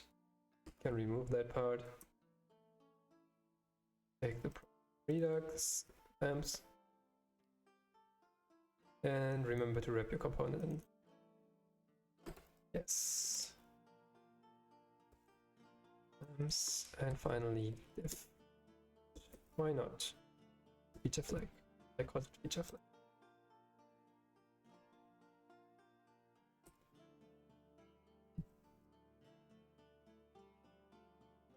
Oh, something's broken. Translations, are you broken? Are you alright, translations? Reload, 50 sake. And now it should not show anymore. Yeah, there we go. But if I go to development mode, enable, there it is. Actually, I don't even want to feature flag it now that I think about it. I just want to disable it statically. For the time being.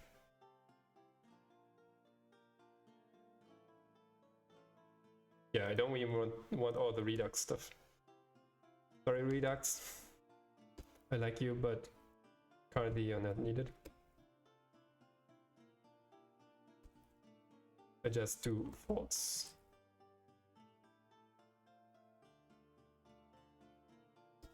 I could also just do this, right?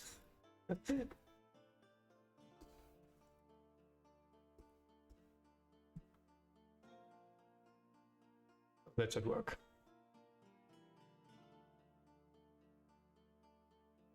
All right. Then, because now I want to do a release 1.17, and we go to app.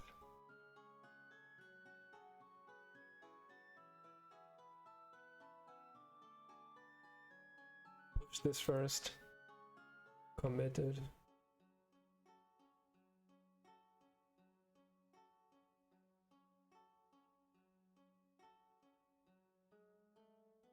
Right. And probably this here, I want to move the navigation to the, yeah, I want to here. Does this need changes to the privacy policy? Question mark. And that's why I'm disabling it, because I don't want to enable stuff that might cause trouble legally. I don't want to enable stuff that might cause trouble legally. So feature about, extract version to about screen, and version and copyright about screen.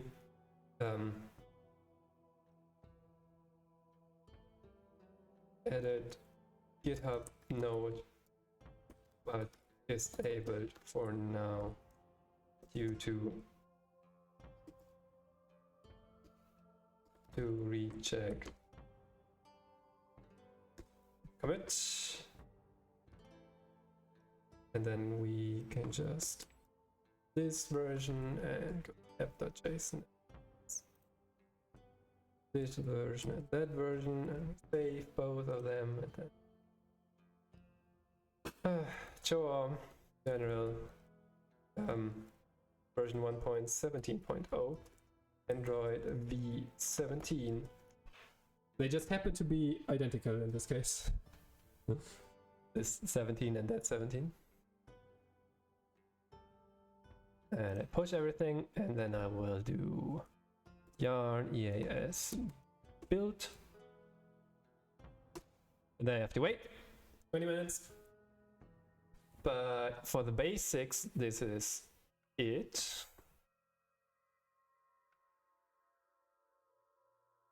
In particular, we can already release the placeholder thingy. And now there's one more thing that I want to do, but it will also not be in the release. And that is check out this library here. License report. I've worked with this once before, but we will see. So let's install it. Yarn. So the build is already running, right? Yeah, it is. So let me jump this there. We can handle that later. And instead we will focus on license report. So what I want is a list of all the libraries that I'm using inside of the app, like so, and which license they use, and maybe a link and the license holder. That's the idea. Particularly, we see whether we have some trouble already. Hopefully not. So, license report. New one, and then we install license minus report. So.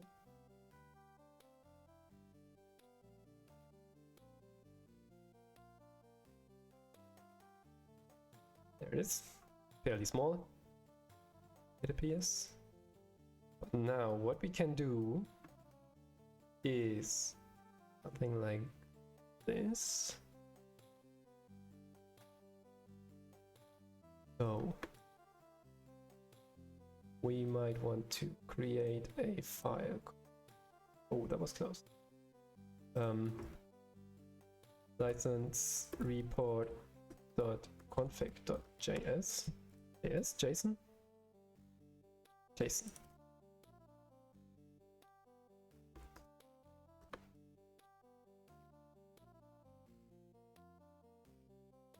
And then next.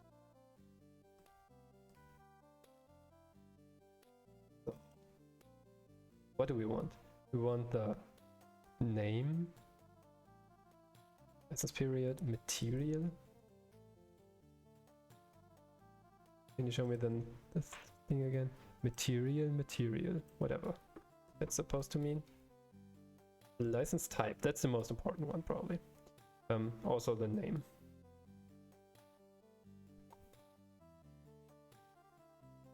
And then author, installed version.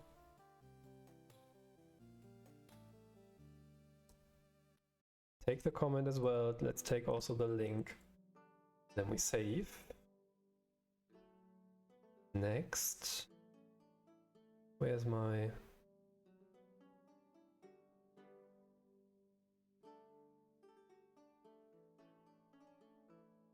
Where did the command go? There it is.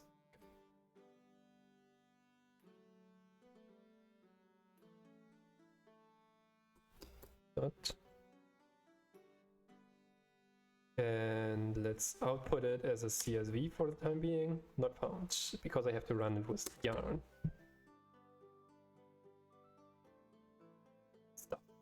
Stuff. The related to is useless. We learned that much.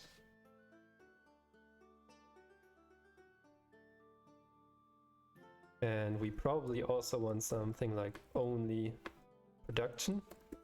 Does that work? Is that a thing? Hey, that actually works.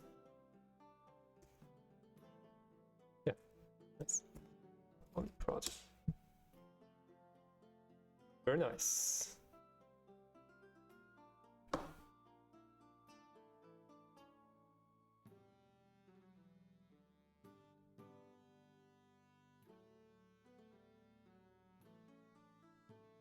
Looks goodish.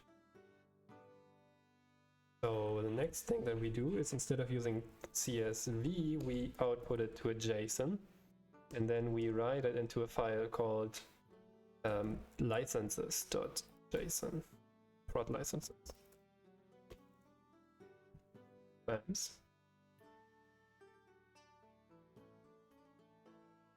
There it is. I don't want the first line. We have a minus out file.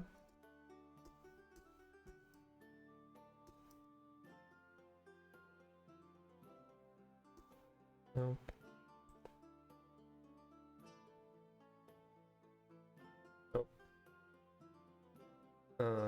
This is kind of annoying. We can just remove the first 2 lines, I guess. Should be manageable. Other than that, if we look at this now, say, oops, format document, formatting, format document. This doesn't look too terrible, does it? If we render this into a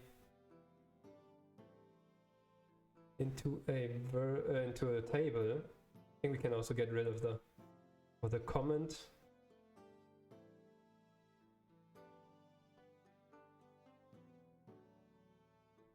Comment, go away.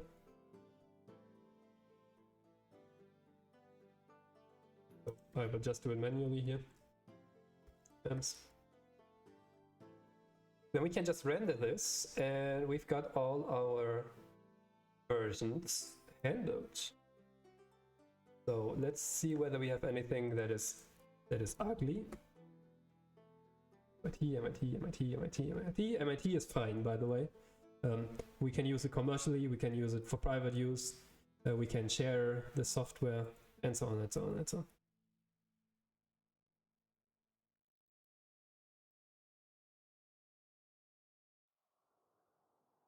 Works. All we use is MIT licenses. Very nice, very nice.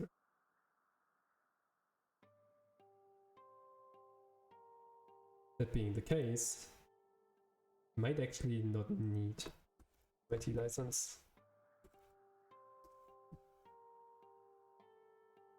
What does it exactly say exactly? Permission is hereby granted free of charge to any person obtaining a copy of the software and associated documentation files to deal in the software without restriction, including without limitation, the rights to use, copy, modify, merge, publish, distribute, sub-license, and or sell copies of the software, and to permit persons to whom the software is furnished to do so, subject to the following condition. Do so. Subject to the following condition. This copyright notice shall be included in all copies of the substantial or copies or substantial portions of the software. All right. No liability, blah blah blah blah blah blah. Yep, that's perfect.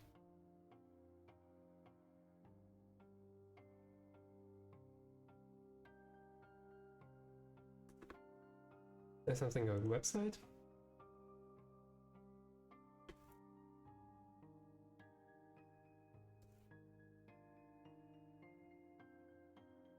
Value of undefined. Website is probably not a thing.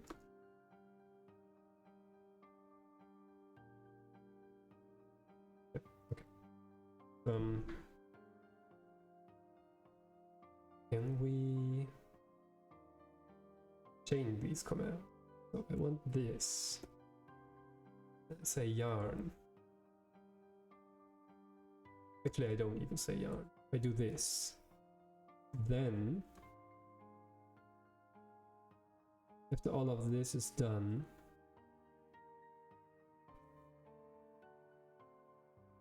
I use an end. Yeah, probably I can, right?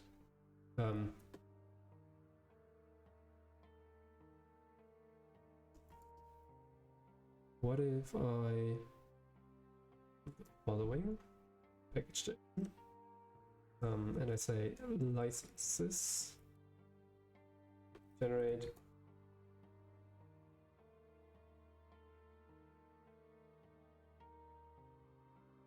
used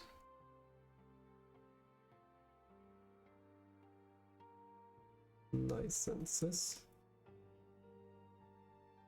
he says, missing a comma,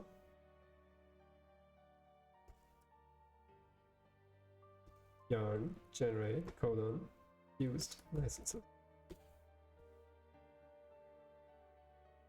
What does that look like? This one looks perfect. Nice. Now we need to put it at the right place. Probably source slash generated. Generated.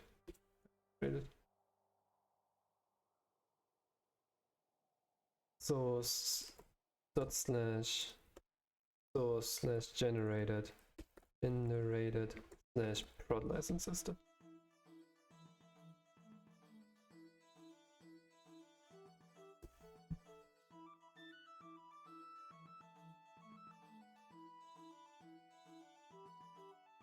What if I delete this? Probably it now fails. Directory not existent. Yep, there. So we want to make sure that the directory exists. Make dir dot slash source slash generated and end what he says. Ah, that doesn't work. Can we use pre? Can we use pre? I don't know. Make dir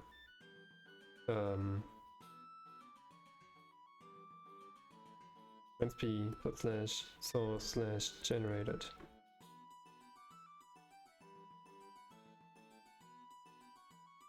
Okay, it works. It just works. Nice.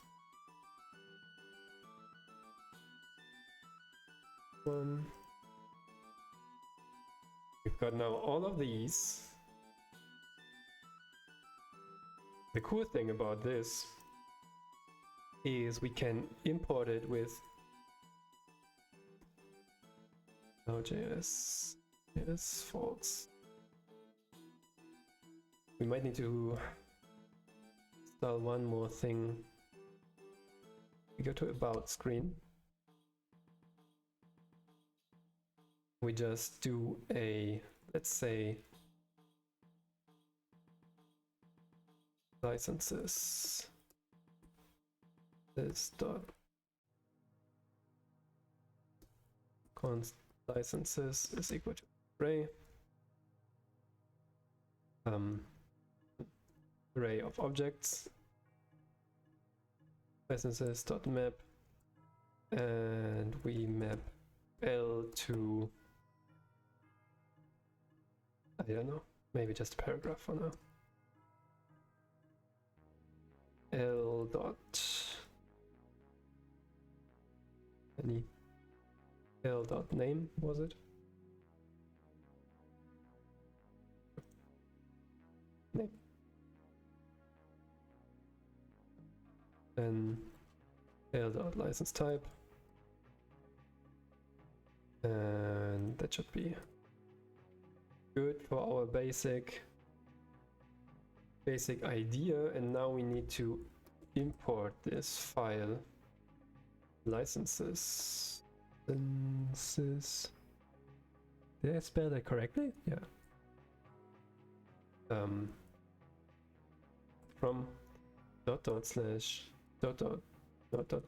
generated slash prod licenses dot JSON. And instead of using that one, we use that one. So this may break. Oh, our build is done. This may break because we don't allow JSON imports, possibly.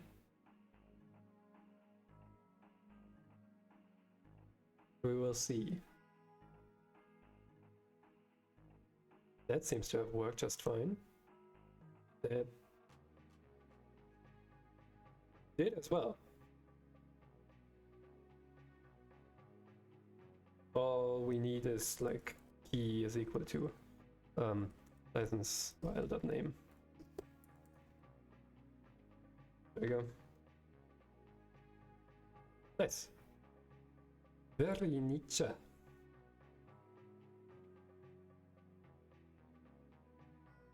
Very niche.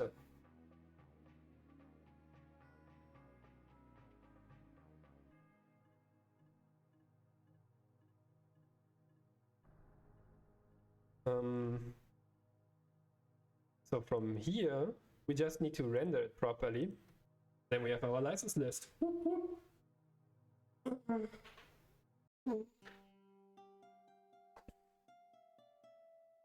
I mean, theoretically, we would need to include all the specific license agreements like this inside of there, but I think this should be good enough.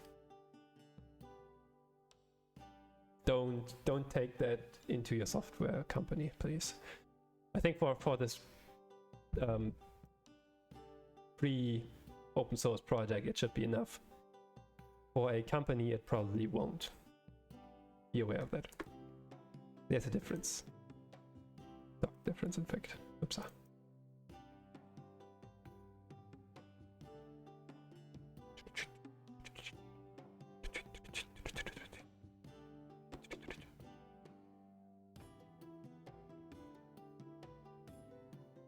Nice, nice, nice. And all of them are MIT licensed. Very good, very good, very good.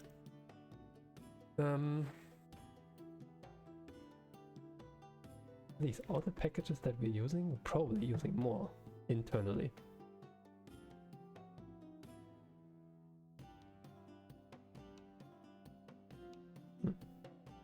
Oh, but it's fine. I guess we're doing already more than other companies are doing, right?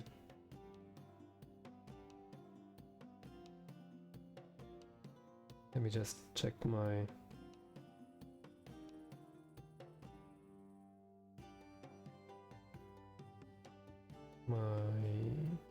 emails quickly.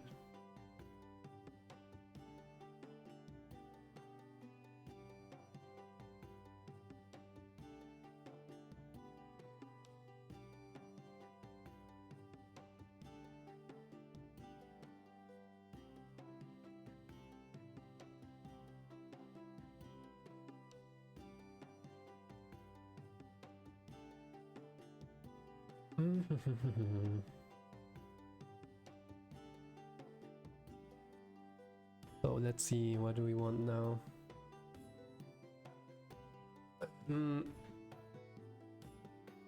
I mean, as a proof of concept, this is great already.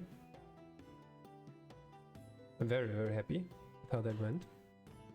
We'll probably have to do this, that. Now we can confirm, can merge for the first time. This is kind of back there. I don't know, because it doesn't really change anything about proof of concept licenses generation.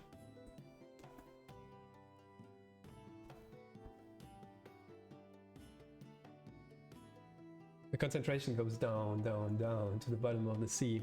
So I think I will finish soon. So what I'm going to do next is, on the one hand, check our, let's see, check the, check whether I have to provide this in the privacy policy or in Google Play Store. And probably enable this one. Do also a new release.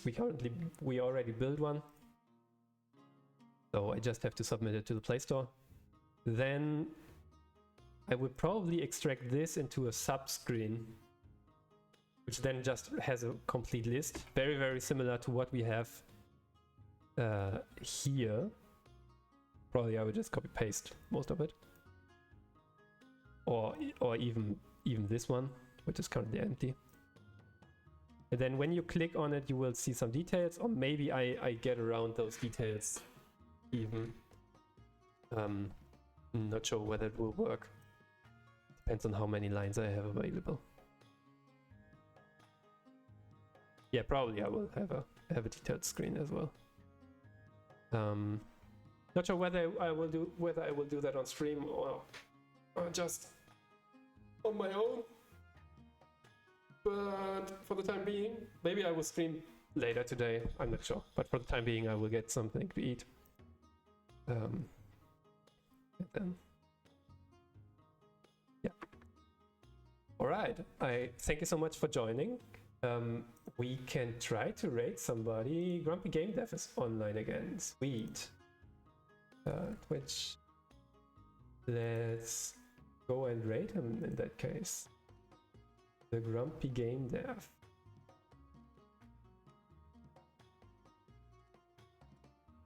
What is he working on today?